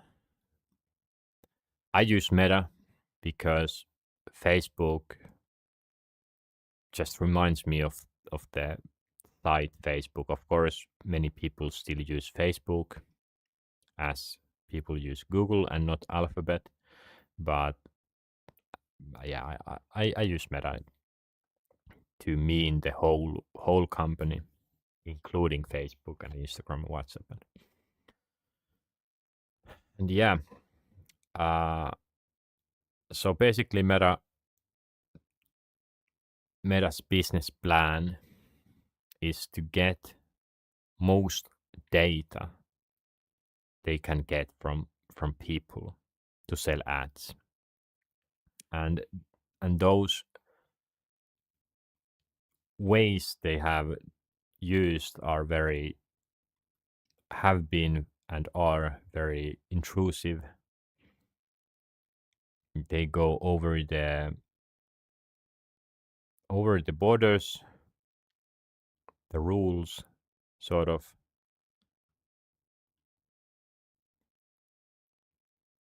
And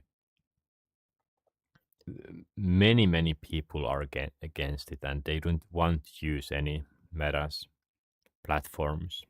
But unfortunately, they are very popular: Facebook, Instagram, and WhatsApp. I use Meta Quest 3, and I haven't read what information I'm giving them. In my case, it doesn't matter. I'm not trying to hide anything, and I'm already giving enough information for anyone to find. I don't feel like even my medical, I can give everything, so it wouldn't hurt me. But or at least that's what I think. Of course, if every data would become public, then someone could impersonate me, and it would cause some problems. Maybe I would lose control over some applications, accounts. They could get access to my bank account. I don't know, but I don't even have that much. So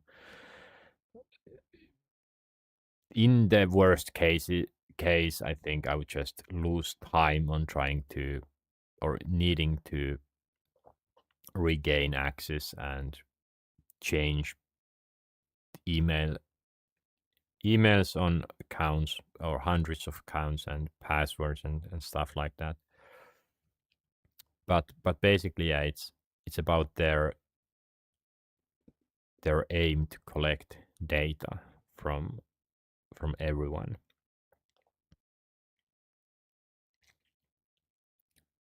And it's unclear, at least for me, for many, they have strong opinions what is the goal of Mark Zuckerberg to rule the world, as is with most billionaires. Control everything, control the platform, control the speech, and so on. I'm not fully convinced of that. When I have seen the Social Network movie, I like that movie. Many parts of that. And also, I think I understand Mark Zuckerberg quite quite well.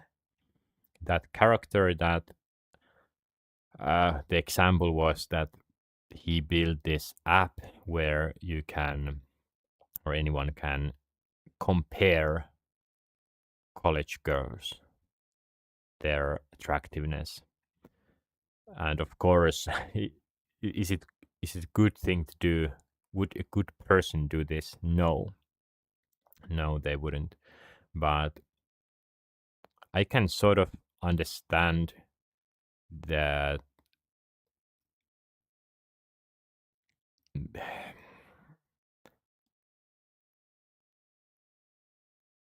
Would I have done that? Probably not.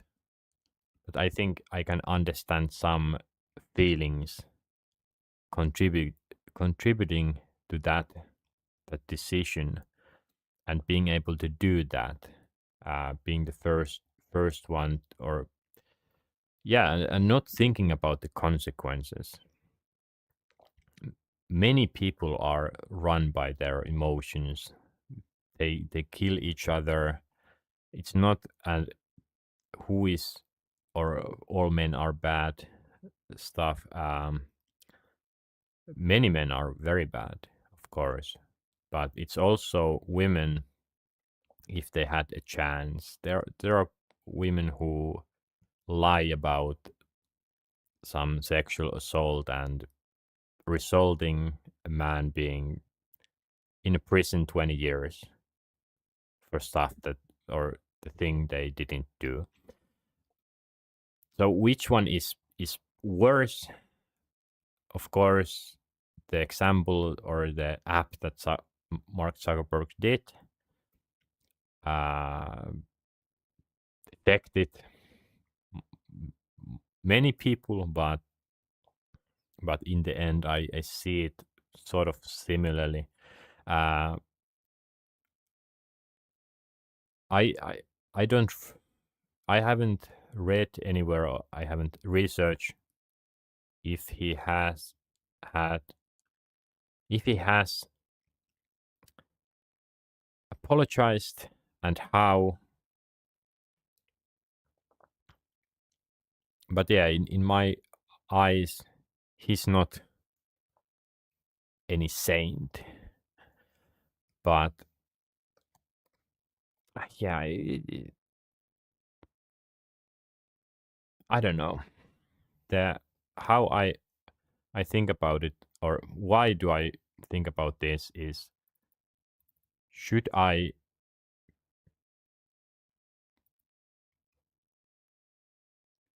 yeah, this is a mess of how I'm trying to explain this. Why am I talking about this? Um, but basically, MetaConnect 2025, I watched it live on the Meta's metaverse. I woke up at 3 a.m. where because it was then here where I live in Finland. I woke up, I put on the VR headset and went to see it live. I thought that they would have implemented some, or created some new environment to watch it live, but no. So it was basically just in a metaverse with some other people there and big screen. But the stuff that they covered were interesting. New Meta X or XR glasses with a screen this time.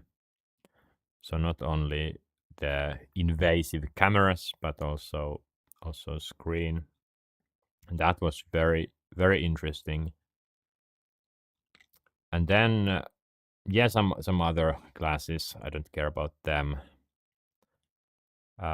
One interesting thing was also the AI builder of worlds. I actually downloaded that. I haven't tested the AI features yet. Maybe they are not available. I'm not sure. But I started to think whether I should continue using Meta stuff, whether they are bad or not. And I feel like I it doesn't mm,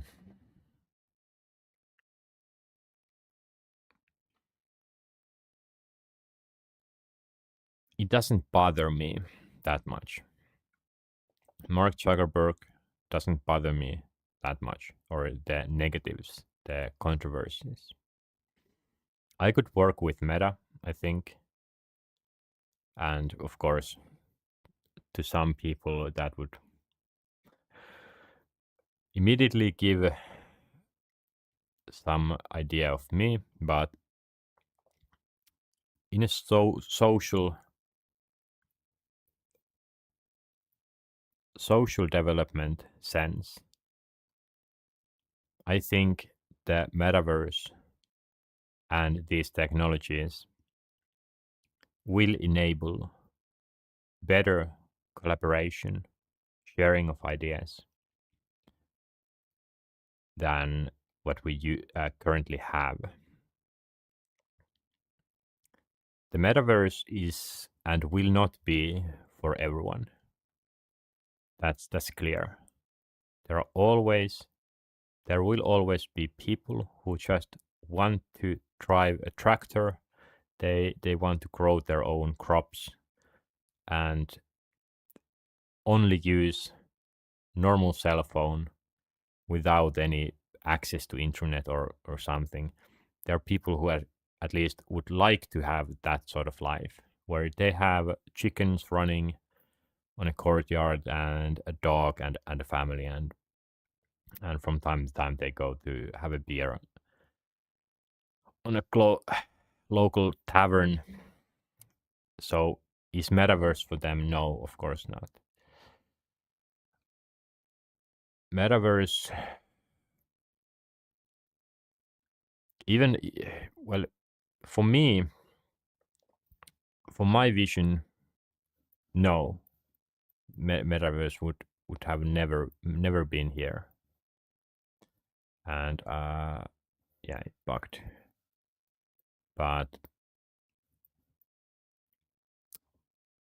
But for many people, wanting to work globally, wanting to meet people globally, or just in more interesting manner, if they can't get touch in person, what is the alternative if they want to have a deep conversation or want to have nice experience?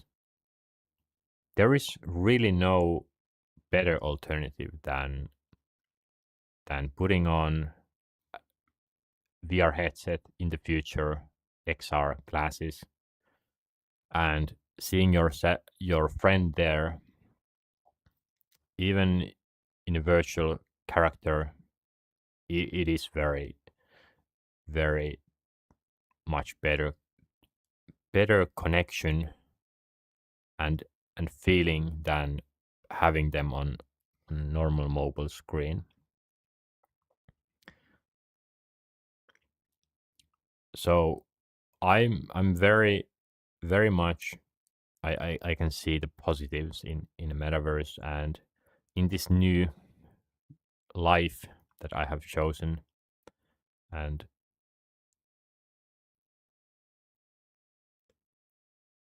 what is the word?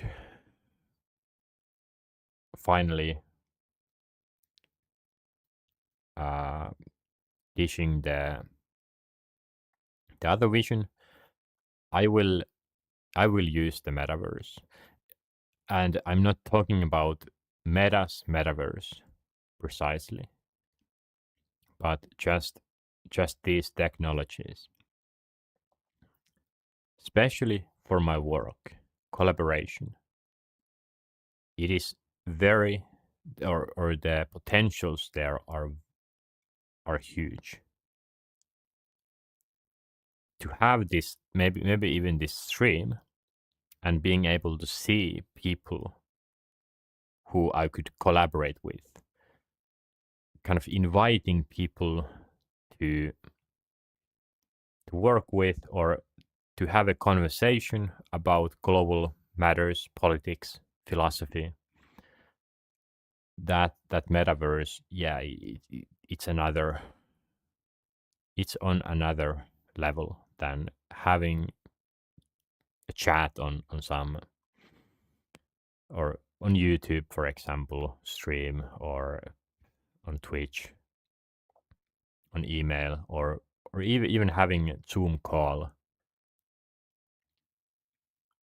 online meeting with 2D screens. That's garbage compared to the idea of metaverse. And even in current status, going to VR chat is better, even if the graphics are not great. That's only an argument for those people who haven't tested the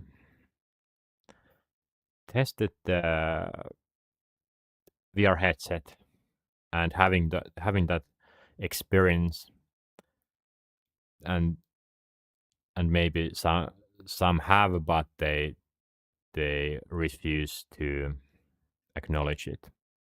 They want to have that cool stance against metaverse because, well, it is cool. It makes you cool these days, or it's kind of expected that's those are the people who want to or are very strongly influenced by others and who are on that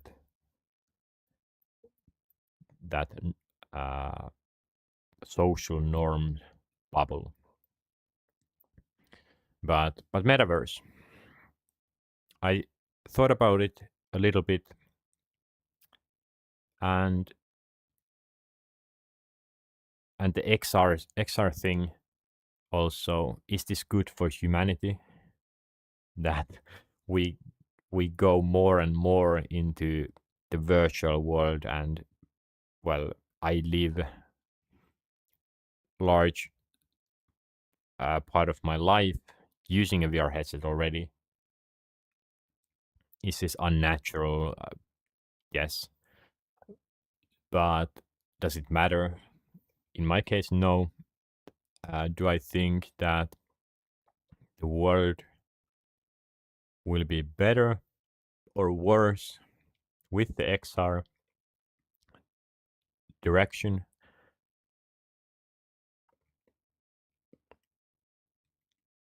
Um, I think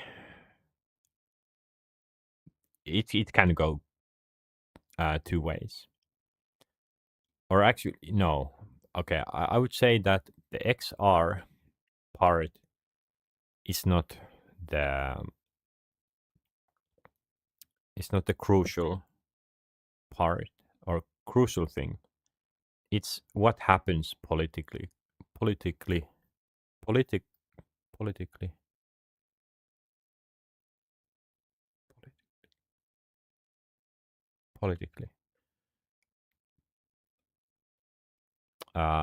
That's how what matters. If the World War III happens properly, if the U.S. goes full on dictatorship that it's rapidly moving towards currently. Uh, if China invades Taiwan and the world goes into uh, turmoil and then comes out as full the the ta- the authoritarian where everything relies on corrupt, psychologically corrupt people in power, then I wouldn't say that the XR is the best because, or then the XR could be worse because the possibility to influence people even more and then keep on power is is easier with XR. That's I think clear. So in that sense, XR could be bad, but in a more positive future, I think XR is fantastic. It it will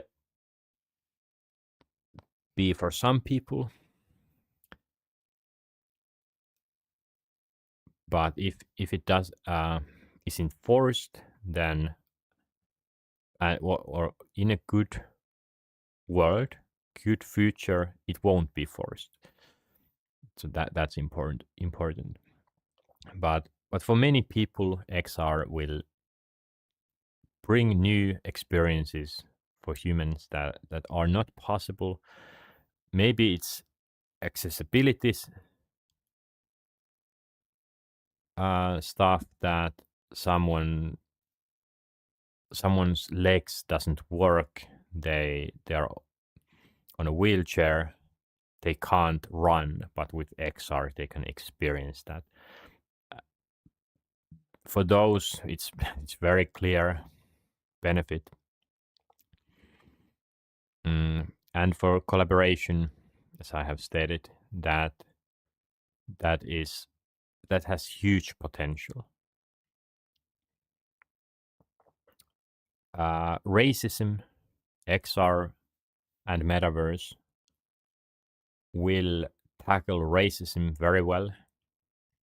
Information sharing, it will increase. So basically, my view of XR, what it can do in a good political future, is that it can take humanity to a next level, especially with AI when it comes to intelligence and what is equality, and yeah, tackle something like racism quite well. But of course, the biggest racists would never put on the VR headset. They would never watch news that would showcase, make them feel like uh, feel from a perspective that they are racist against. That would make them consider and change their minds. They wouldn't do that, but it would be more and more accessible and the change would be clear in my mind. But yeah, so that's my kind of quick thoughts about XR. I haven't thought about this that much. Just quickly now that MetaConnect happened. How long? When was this? MetaConnect. Meta- What day was it? Uh, 13 days ago. Yeah, maybe it was 2 weeks ago. September 17th, 19th. maybe I have it in my calendar. Let's see. No. Okay, it doesn't matter. So September 17th, that would be a little over. Was it 20th? 21st? No, it's highlights. Okay, maybe, yeah, I think it was September 17th. And then, or yeah, my time was September 18th. Okay, I will. So Thursday, yeah, it was Thursday, September 18th, 3 a.m. for me. So then I thought about this a little bit. I have thought about it before that do I want to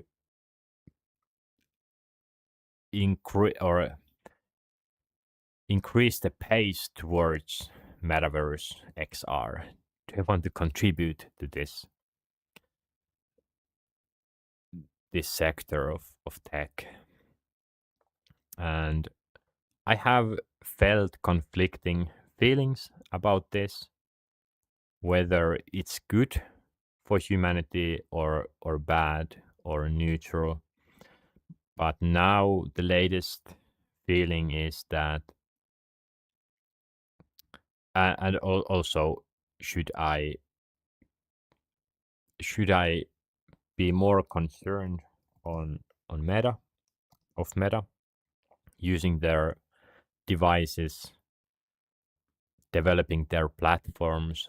My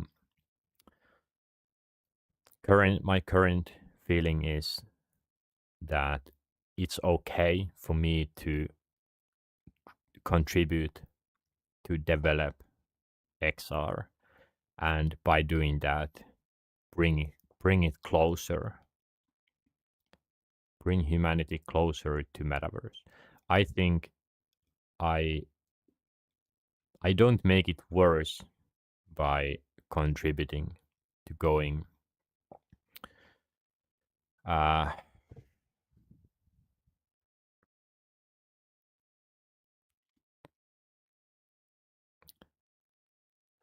start working on it, on projects that would be around XR. And for Meta, so Meta Horizon Worlds, it's laughed upon.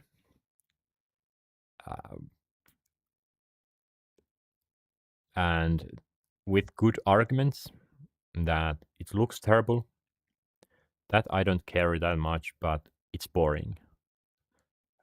For me, the Horizon Worlds is not developed well enough, further enough. I haven't felt that it's easy to use. Of course, I have had more social struggles that I'm quite shy, especially talking in English, or I have been. Currently, that's not the case anymore, but for my past self, the Horizon Wars hasn't been that pleasant experience, because I didn't want to connect with anyone, and there are kids running there yelling. It's not that bad, but it still happens. They are pushing a lot of these games, Horizon games, that most of which are not very good. I would rather go to VR chat. VR chat is quite different. The graphics are way better. The options, the varieties of words on VR chat is just hugely better. Maybe more laggy because some words are built for PC VR only, and some people have different specs of of PCs. So maybe the person who created the world does have the top line PC, but not everyone who goes there have. And also there are more possibilities to break the experience even for the one who created the world. But VR chat has similar kind of problems that it's not very easy to get to know people, at least in general. I haven't come up with or come across words where it has been made easy. Or when I go to Horizon Worlds or VR chat, I kind of don't know where to go. Why am I there? Horizon Worlds is emptier. It feels emptier.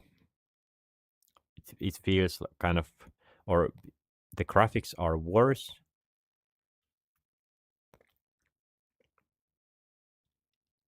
It's simpler, so that also contributes to that feeling. But the main reason I think is that the words are just not that well thought of. There are some, or there are some concert. There's concert world, but it doesn't have anything other than the concert itself. There are no good places to hang out or good interaction elements, features. It's basically just that you go to a world and it depends on the people who are there. There are these games, but mostly just kids play them, or if you play them, they feel shallow, kind of empty. The point systems are not interesting, and of course, kind of feeling the no, well, not yeah, heaviness of the VR headset that I'm wearing, the controls standing up, all of these kind of validate the experience, that it needs to be on a certain level that makes it worth it to have this on. Of course, right now I'm wearing it and I don't mind. I don't think about that I'm wearing a VR headset right now, because for me this is worth it.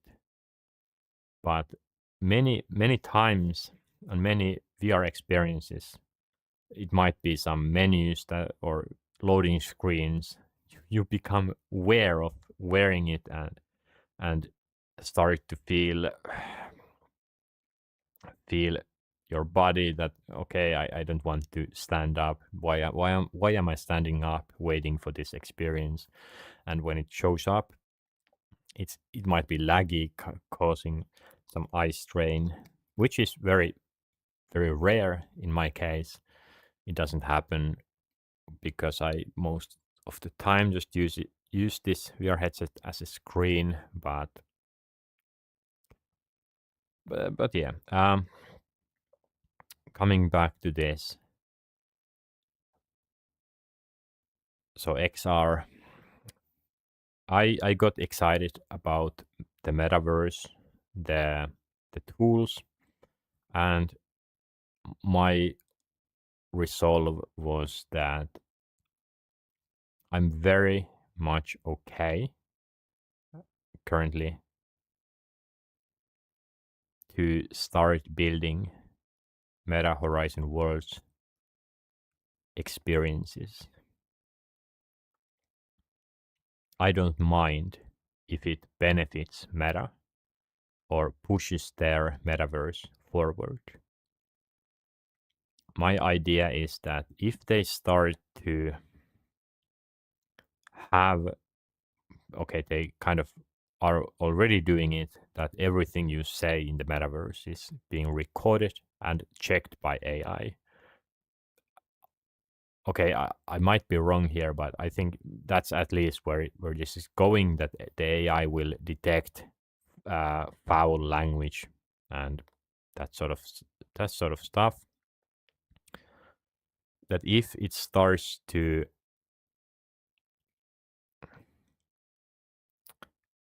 censor,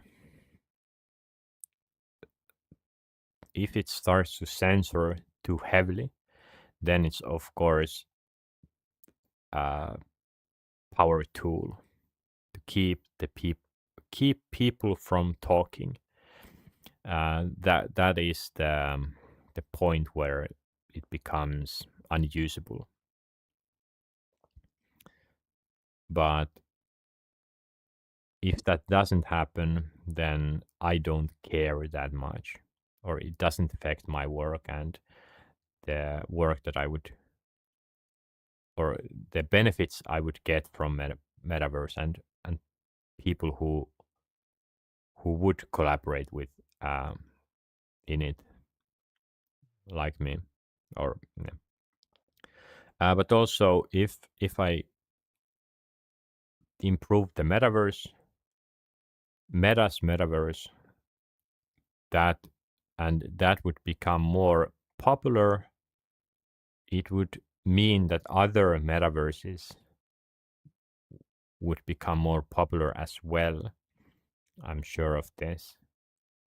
And maybe some features that I would implement on Meta Horizon Worlds would be transferred to these new metaverses as well. So I'm interested about the ideas and the opportunities, the possibilities. And I think very strongly that it wouldn't necessarily have to be only, or it wouldn't stay on the metaverse if someone else made better and more open system that didn't censor that heavily, for example. Maybe it's VR chat, maybe it's something else. And also, I don't feel like I could make that big of a difference, but yeah, I could be wrong.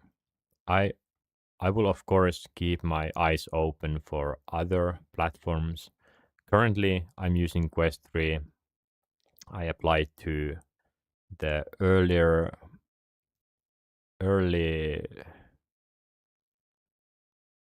what is it called? Early deploy channel. I will just check quickly. What is the term? So, headset settings. Yeah. My headset is not connected. Why? Have I turned off? Yeah, I don't know. Weird.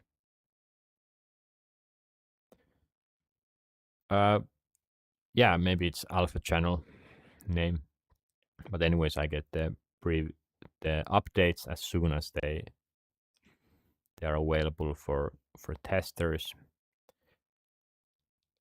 And the metaverse is, the Horizon Worlds is integrated into this, so it's very easy to use it. That's why I have tested it, but I will of course try to widen my range, my knowledge of the whole XR field. This is a very common thing about me, that I'm lazy thinker. Surprise, I don't often research stuff, or there is a big barrier of me to going to the search engine and start researching anything.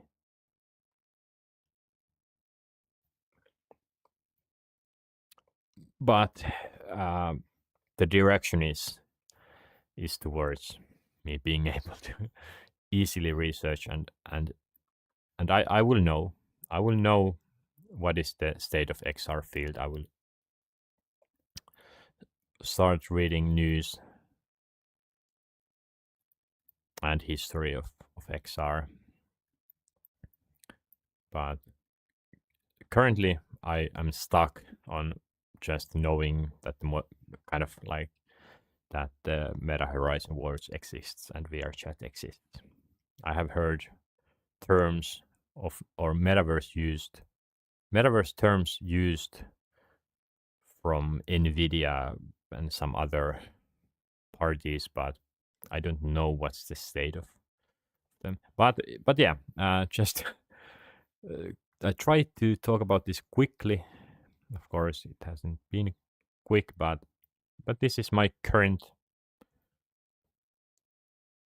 stance on XR and whether I should or I can contribute to this. Yes, let's go to the next one. I have around half an hour left. Checking everything before starting. So um this is just using or being in that leader mode, inner leader mode, using the IRAC and building stuff there, using it to create thoughts and understanding of my life. So reworking the vision,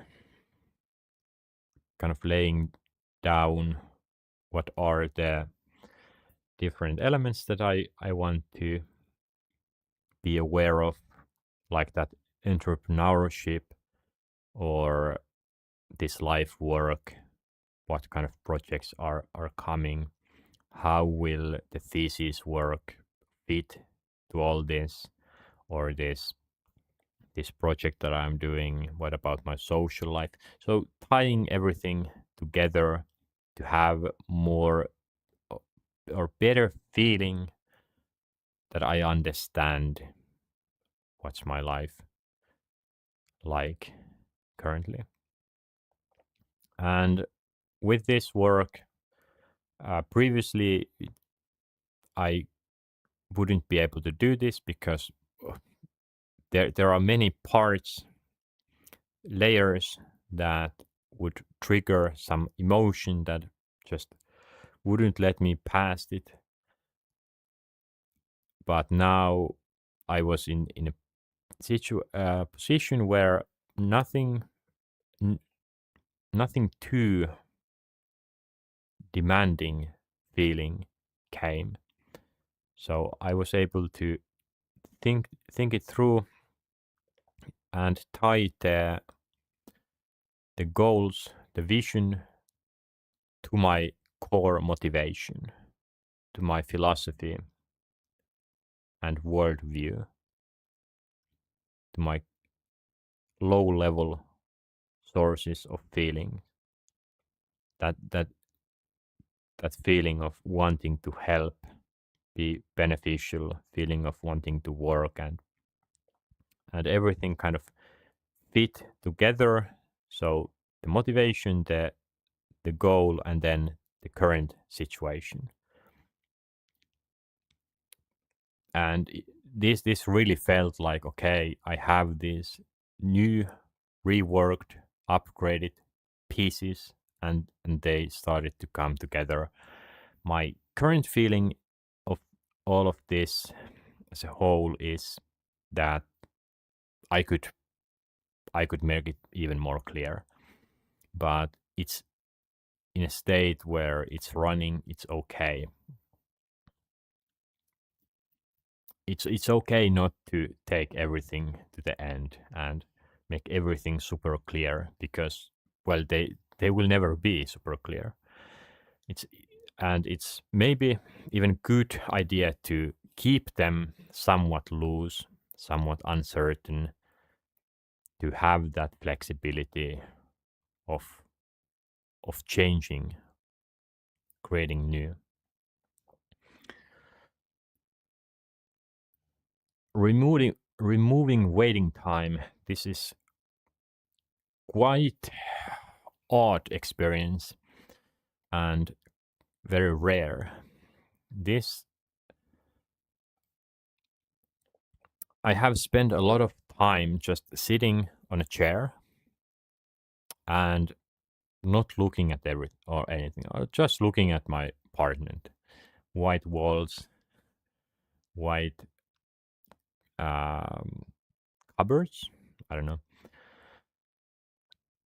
and just being silent, silently thinking about Iraq and thinking about my life. I realized that I was waiting for something. And this is very common. It's not any new idea, but I just became aware of this at a few days ago. And then I thought about it, that hey, what am I waiting for? And the answer was that I was waiting for someone else, something to say what to do.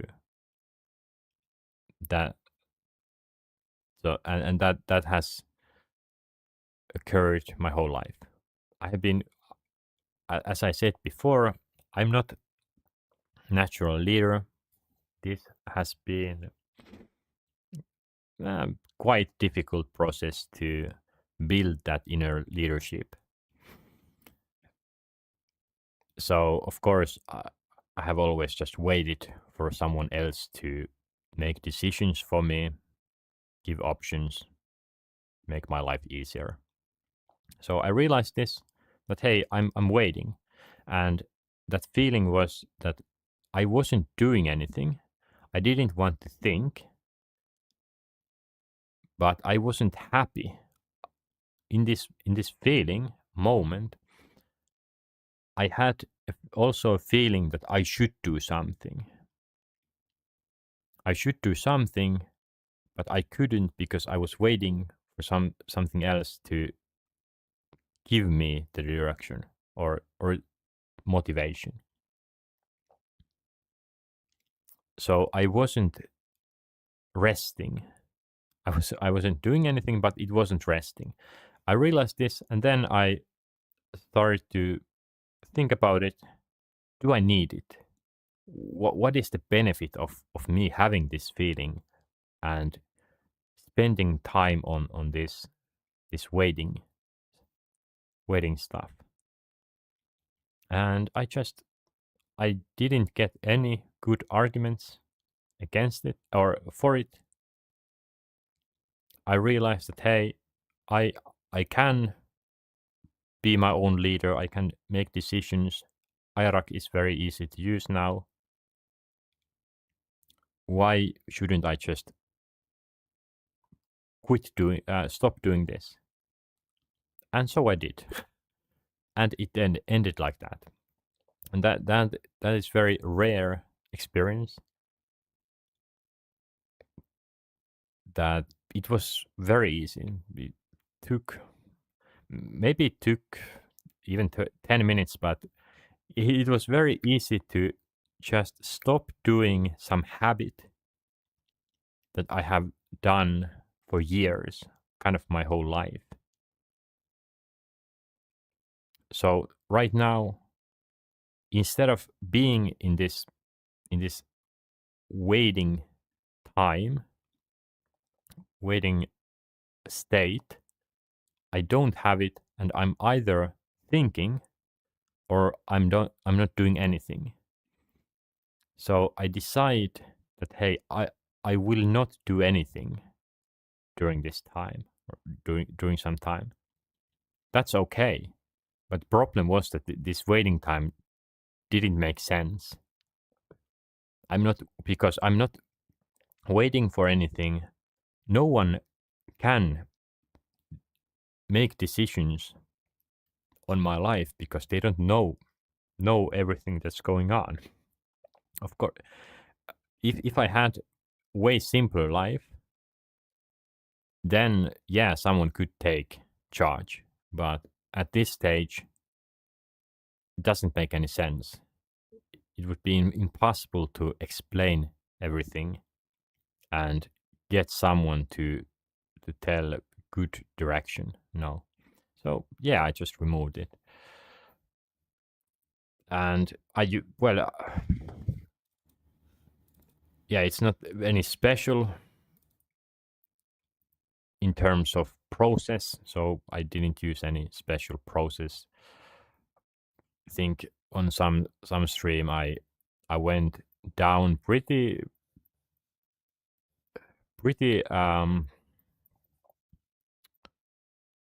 in depth how I change my feelings. So often it's just, and in this case it was just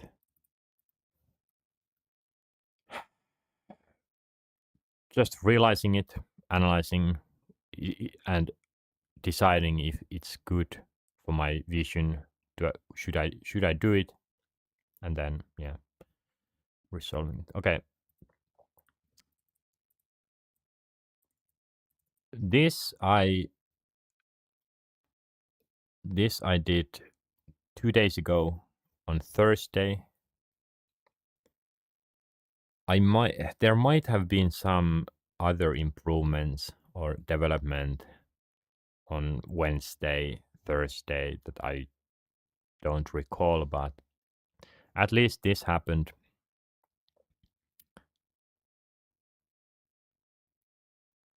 I was on Thursday evening, I had a feeling that everything's ready. I have my vision. I I have understanding of what's going on in my life. I have IRAC working. I have the leadership, inner leader working. So the only thing remaining was to start doing, start living. This problem has been for well, always, and I'm guessing it's very very common, or it has been very common with anyone I have talked with, or yeah, they have almost all of them have shared this, that I just spend time on planning, but I don't start easily.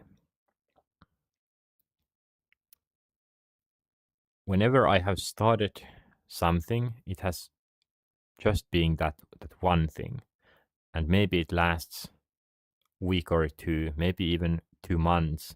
But now I'm talking about starting life vision, and not just one exciting part of it, that I get excited about mealworms, the one project. Of course, I have started many of smaller things like these streams. I started them, mm, but this thought, or this feeling that everything in my life, so all all of the possible tasks are all kind of ready, just waiting for me starting the engine and start rolling. I realized that I needed to get rid of that habit of having this feeling that I can't start yet. There's something else I should think or consider. that voice I have heard all my life. There is some part of me and many others who that is scared of starting something new, or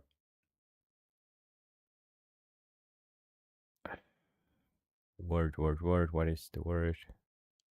Doubting, doubt. And I realized that, hey, this is next obstacle, and I thought that, hey, this is the final obstacle. After this, I can start rolling. And even though I used Thursday to develop myself, do self-development, I don't remember what I exactly thought then, but I had no other thing that I wanted to do. So because many or most of the time when I have done some self-improvement for like an hour or two, I feel that, hey, I deserve to watch entertainment for the rest of the day, and maybe for many days. But that didn't happen on Thursday, and it doesn't happen anymore.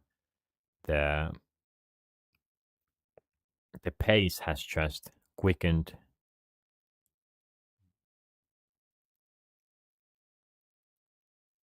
and the capacity for me to do these changes has increased immensely. So that happened on Thursday. I realized that it has never happened this or like this, that I can just start continuing developing. I had that habit of thought that, hey, I deserve some entertainment, but I didn't care. I just wanted to move on to the next development. So I went through this. I started to think about it, analyze it, what kind of sub things this consists of. And it was basically just a habit of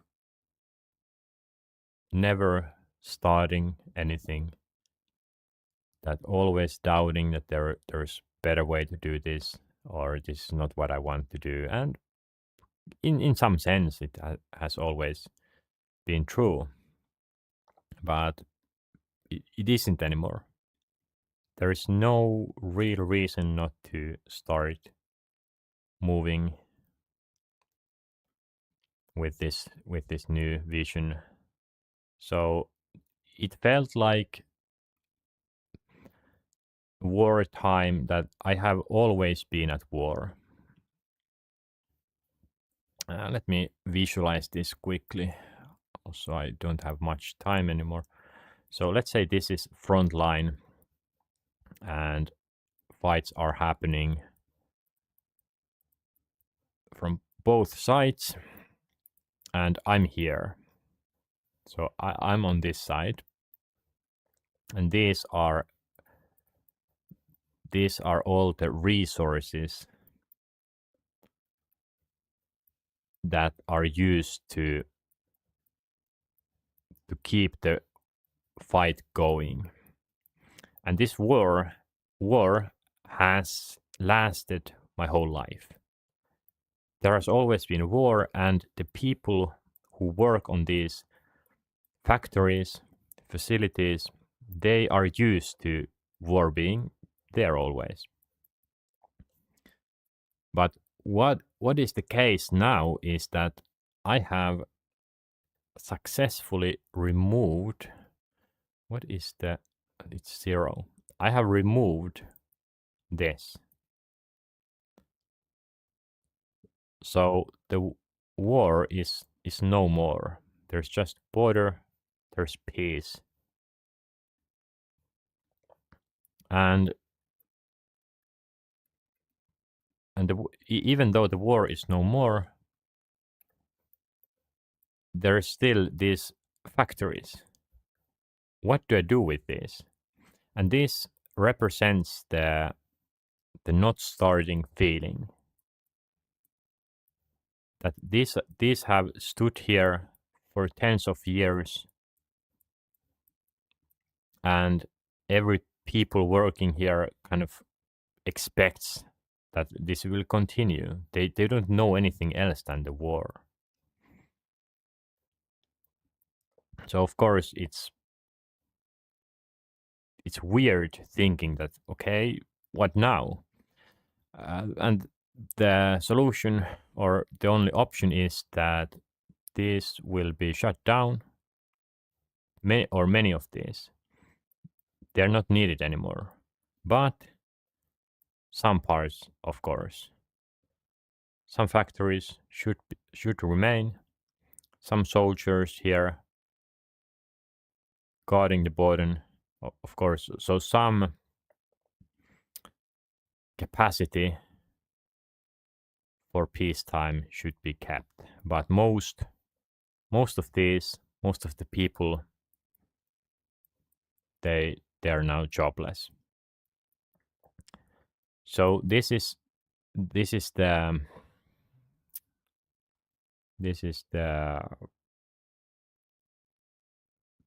habit that I have, a strong habit, but now that I analyze it, use logic, there is no logic why I should keep all this. But the people will not go away. They remain here on these factories and will continue working unless I go there as a boss myself and explain, you're not needed anymore and it's a good thing. You can go home and you can start your own business or grow your own land, food or something, but this is not needed anymore. And I kind of did that. So I used an amusement park as an example. It wasn't very good example, but I used some visuals that hey, this is now abandoned, but yeah, the small section will remain, but there's no budget for everything else. And I kind of used some people that I didn't visualize that well, but some people to represent the reasons why this feeling has been, that doesn't make any sense anymore. So those were people who then left the amusement park. I kind of had a conversation with them and then let them go, and let them go in an mutual understanding. And then yeah, I did this process and I transferred that understanding and that resolve decision to my subconsciousness, which now I use. Yesterday was supposed to be the first day that I start this this new vision, but of course the vision is not to achieve any particular thing. It's just a direction. Everything is just for everything I do I really do just for me. I have a feeling that I want to help people. I want to work. I want to be happy. And if that requires some level of entertainment, then that's it. I don't care. I want to be happy. And yesterday, I just didn't feel that much push for scheduling the whole day and then uh, doing the thesis for hours, and that was okay because I felt good. Then on the eve, I watched maybe an hour or two of music videos, and now I get to the last section of this list, and I don't know if I have time.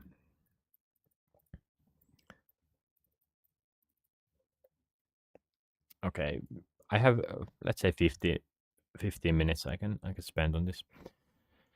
Removing music. This is what I did yesterday.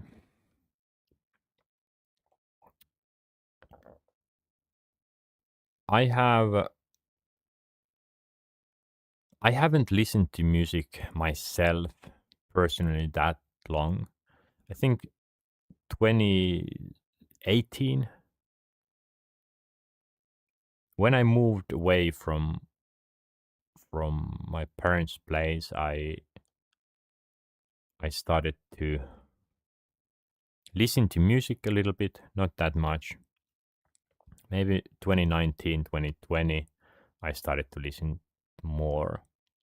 But before that, I just listened to music that others listened when I was around them and there was music playing. But I didn't really listen to music on my own time, on my set with myself, on my own, yeah, by myself. Um, I just didn't see the point,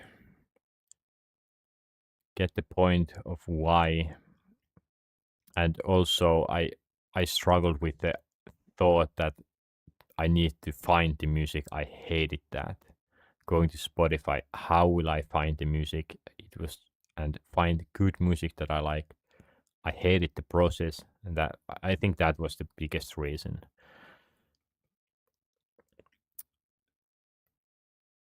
Mm. But yeah, for over 6 years, I have listened to music, and the last few, so 3 years ago, I started to listen K-pop and watch a few years. So around 5 years, I have watched music videos. Before that, I mostly just listened. But then I started to watch music videos, and during the watching, so I have used music for different goals, and I'm sure people do the same. Uh, what what is music? What for? So what music is for me, and especially music videos. But yeah, let's do that. So what are music? What? Wait, what music videos are for? What are music? What is the? Okay.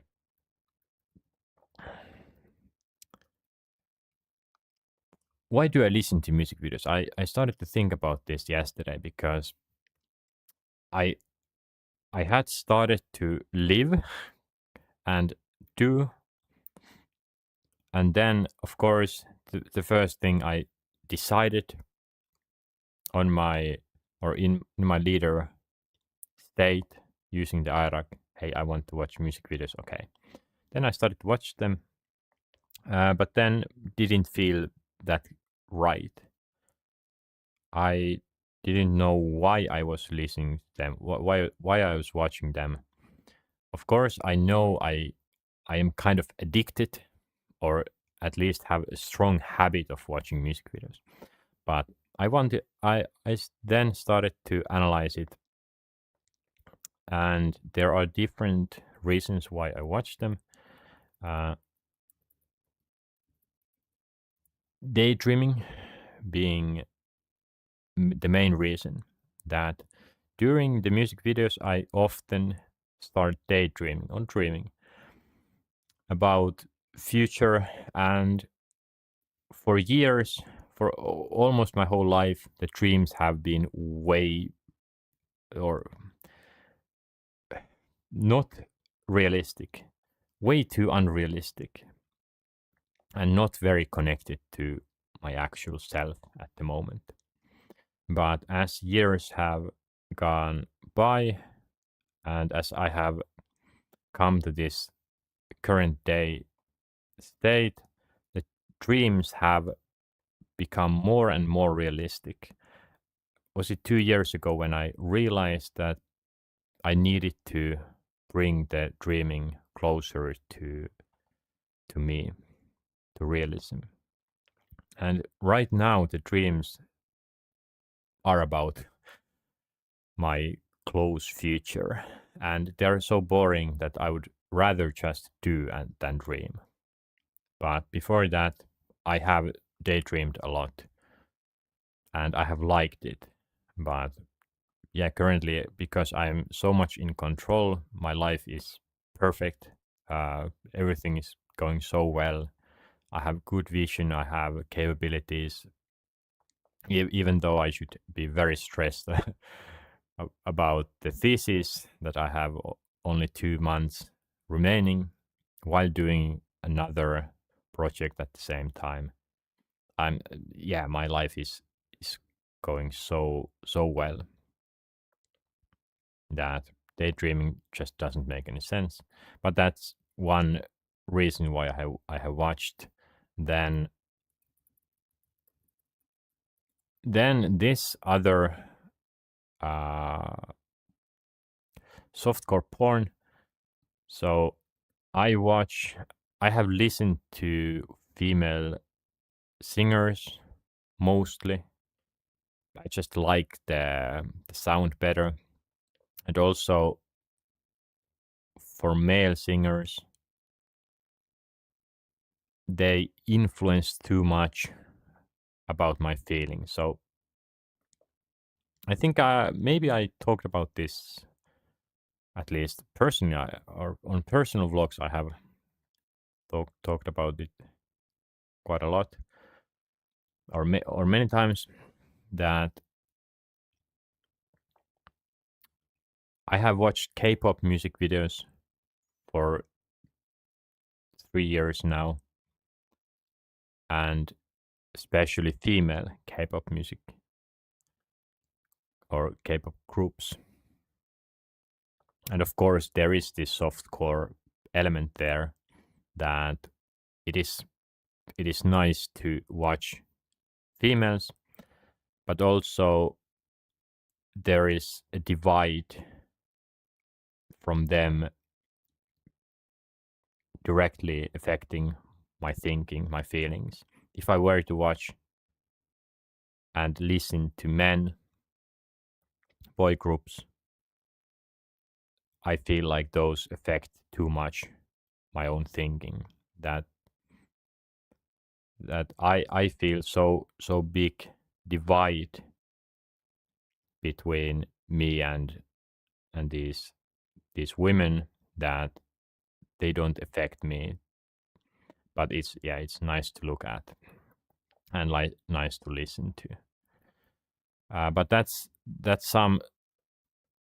some reason why I watch music videos, for I think at least subconsciously. If I want to watch porn, of course I then just go straight to porn, but most often uh, it's kind of like an excuse, or my my subconsciousness knows that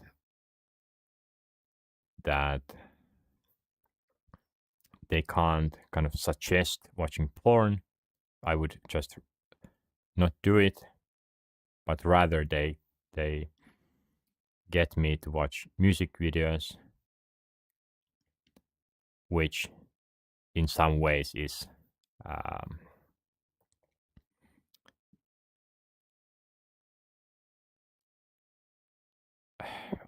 there's a word for this, is don't know it in Finnish.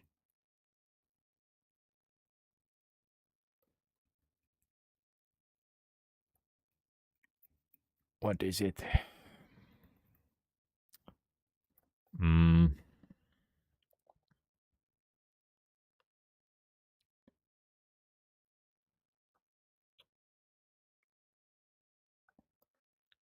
I want to improve my English and communication in general, so I want to learn these words and use them. If I don't do this, then I never learn them.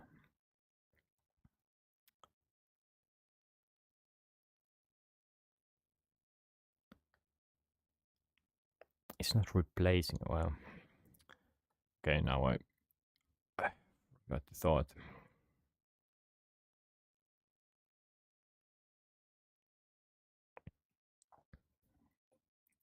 Anyways, this is the second reason.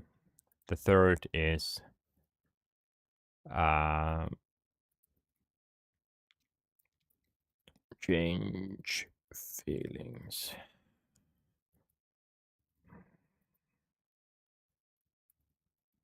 Help handle.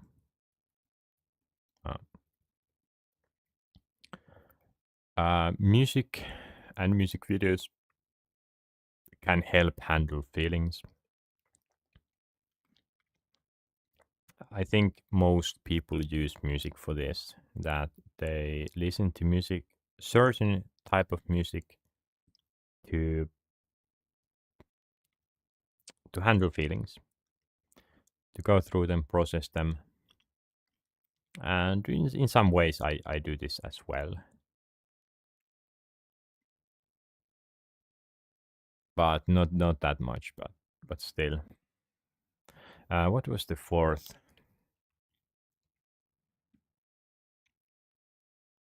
So daydreaming, softcore, help handle feelings.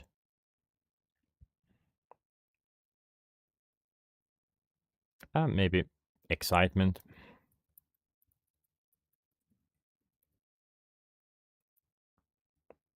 Um, towards goals or vision, changing life, just getting hyped up. I listen to pop a lot.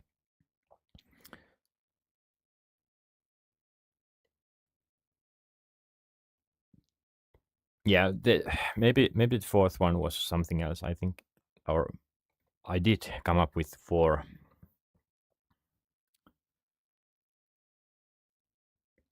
But this is what I analyzed yesterday, and when I thought about them, none of these make any sense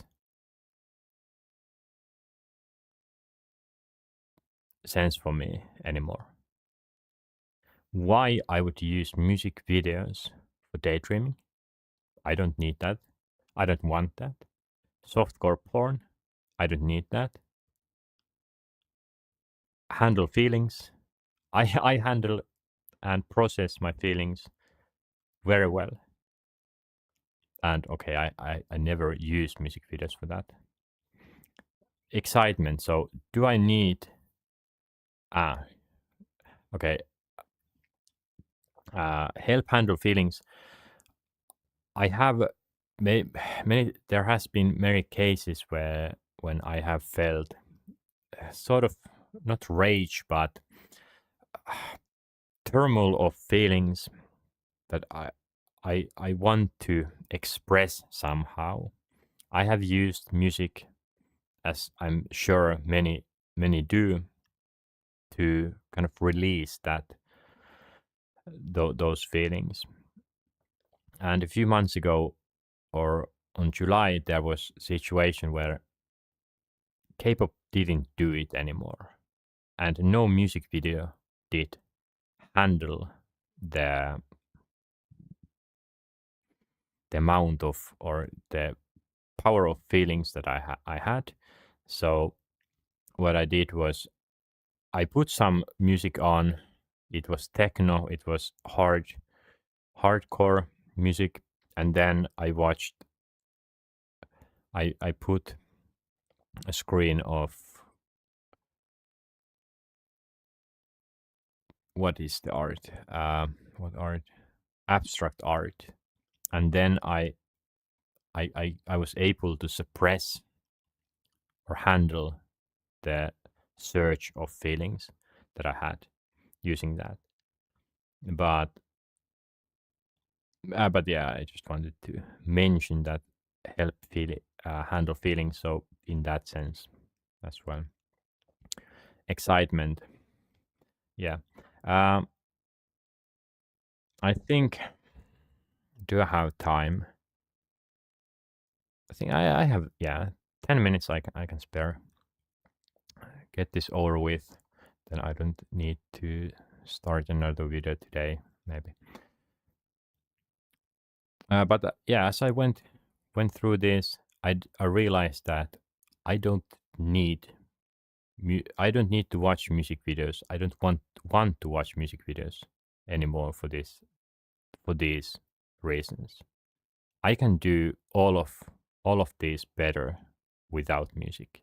Music is keeping the potential. No, okay, holding me back. That's the word. Holding me back. Before it was lifting me. I wasn't able to cope with my feelings, or I wasn't able to dream as well with without music, without watching music videos. They inspired me. They got me excited. So they lifted me. But right now, as has happened, similarly than speaking my thoughts aloud has lifted me, has made me able to have deeper thoughts and develop myself. That has been a huge plus. But currently, with talking, me talking aloud is holding me back because I have built the IRAC, which is better. Using the IRAC, I can go forward. The limits are much further away. Potential is much bigger. So I needed to cut that weak link of talking my thoughts aloud. And similarly to these music videos, as I experienced that on July, that at least K-pop or any music videos didn't do it anymore. It wasn't able to handle the feelings I had. So this is holding me back.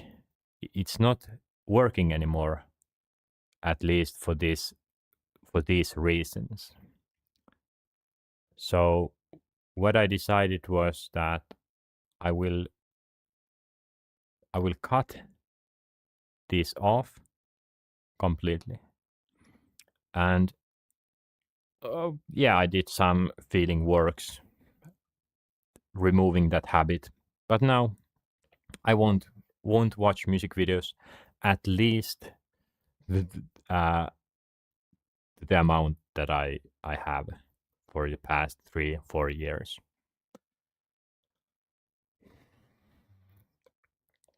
And music in general. I don't need music. It's holding me back. Even though that at some times maybe it can lift me, where otherwise I would be too tired to think. But yeah, so maybe music could lift me, but in general, I will just end it because at times when I'm conscious, it is holding me back. But as so I will continue watching music videos as a pure entertainment and interest towards the music, towards the art, or just understanding the people I need to need to experience the same experiences as they do. So yeah, I will continue listening to music, but not for productivity, not for handling feelings or daydreaming or softcore porn or anything. It is just purely for art, for the whole life experience, and that is equivalent to watching nature or some painting or yeah. I have some music videos have been a big part of my life, and especially K-pop. I I see K-pop as very nice thing that happened uh 2.5 years ago probably. I started to follow them, some groups more, and it was something that kind of was there with me along this journey of self-development, but now it's not needed anymore. And also I have wanted to move away from K-pop and start experiencing other genres as well, and now that will happen also in the future more. Yeah. What, so if I don't use music, how am I able to suppress or not suppress but handle the feelings if they happen? I realized that the only logical solution is to, instead of trying to find something that I can push everything for a kind of like that abstract art or music, that it's so big that I can just throw all of my feelings towards it and it will handle it. Because if my feelings keep growing, then I might not able to find anything, and then for some people I guess it goes to drugs and yeah, very heavy metal music and very dark places, trying to find something that you can throw your feelings towards, especially because you get used to. I have watched some music videos, K-pop music videos, hundreds of times, so those don't work anymore or similarly. And I have been in this place where I haven't watched new K-pop music videos in a long time, for a long time, or I have just repeated the old ones over and over again, and that has kind of contributed to this decision as well. That I feel like I can't find from K-pop that excitement anymore. But yeah, so I think most people, they try to find just bigger new things that they can use to handle their feelings, but the ultimate solution that I have found is to do completely opposite, and the answer is to do nothing. That's the best way to handle feelings. to just accept them and don't feed them too much. Handle them when they arrive and embrace the nothingness. So, yeah, I'm moving towards some Buddhism. So, meditation, think nothing. That's the ultimate way to handle feelings or ultimate state to do daydreaming. Softcore porn, sure. Excitement. So, on that meditative state, I can, by doing nothing, I can handle any feelings, any future feelings, no problem. But also, I could activate or elevate my consciousness and use the IRAC to do anything I want. But basically, from music videos to thinking nothing, meditating. That's the last thing I did yesterday. Okay, I think this was pretty nice roundup of things I have done for the past 3 weeks.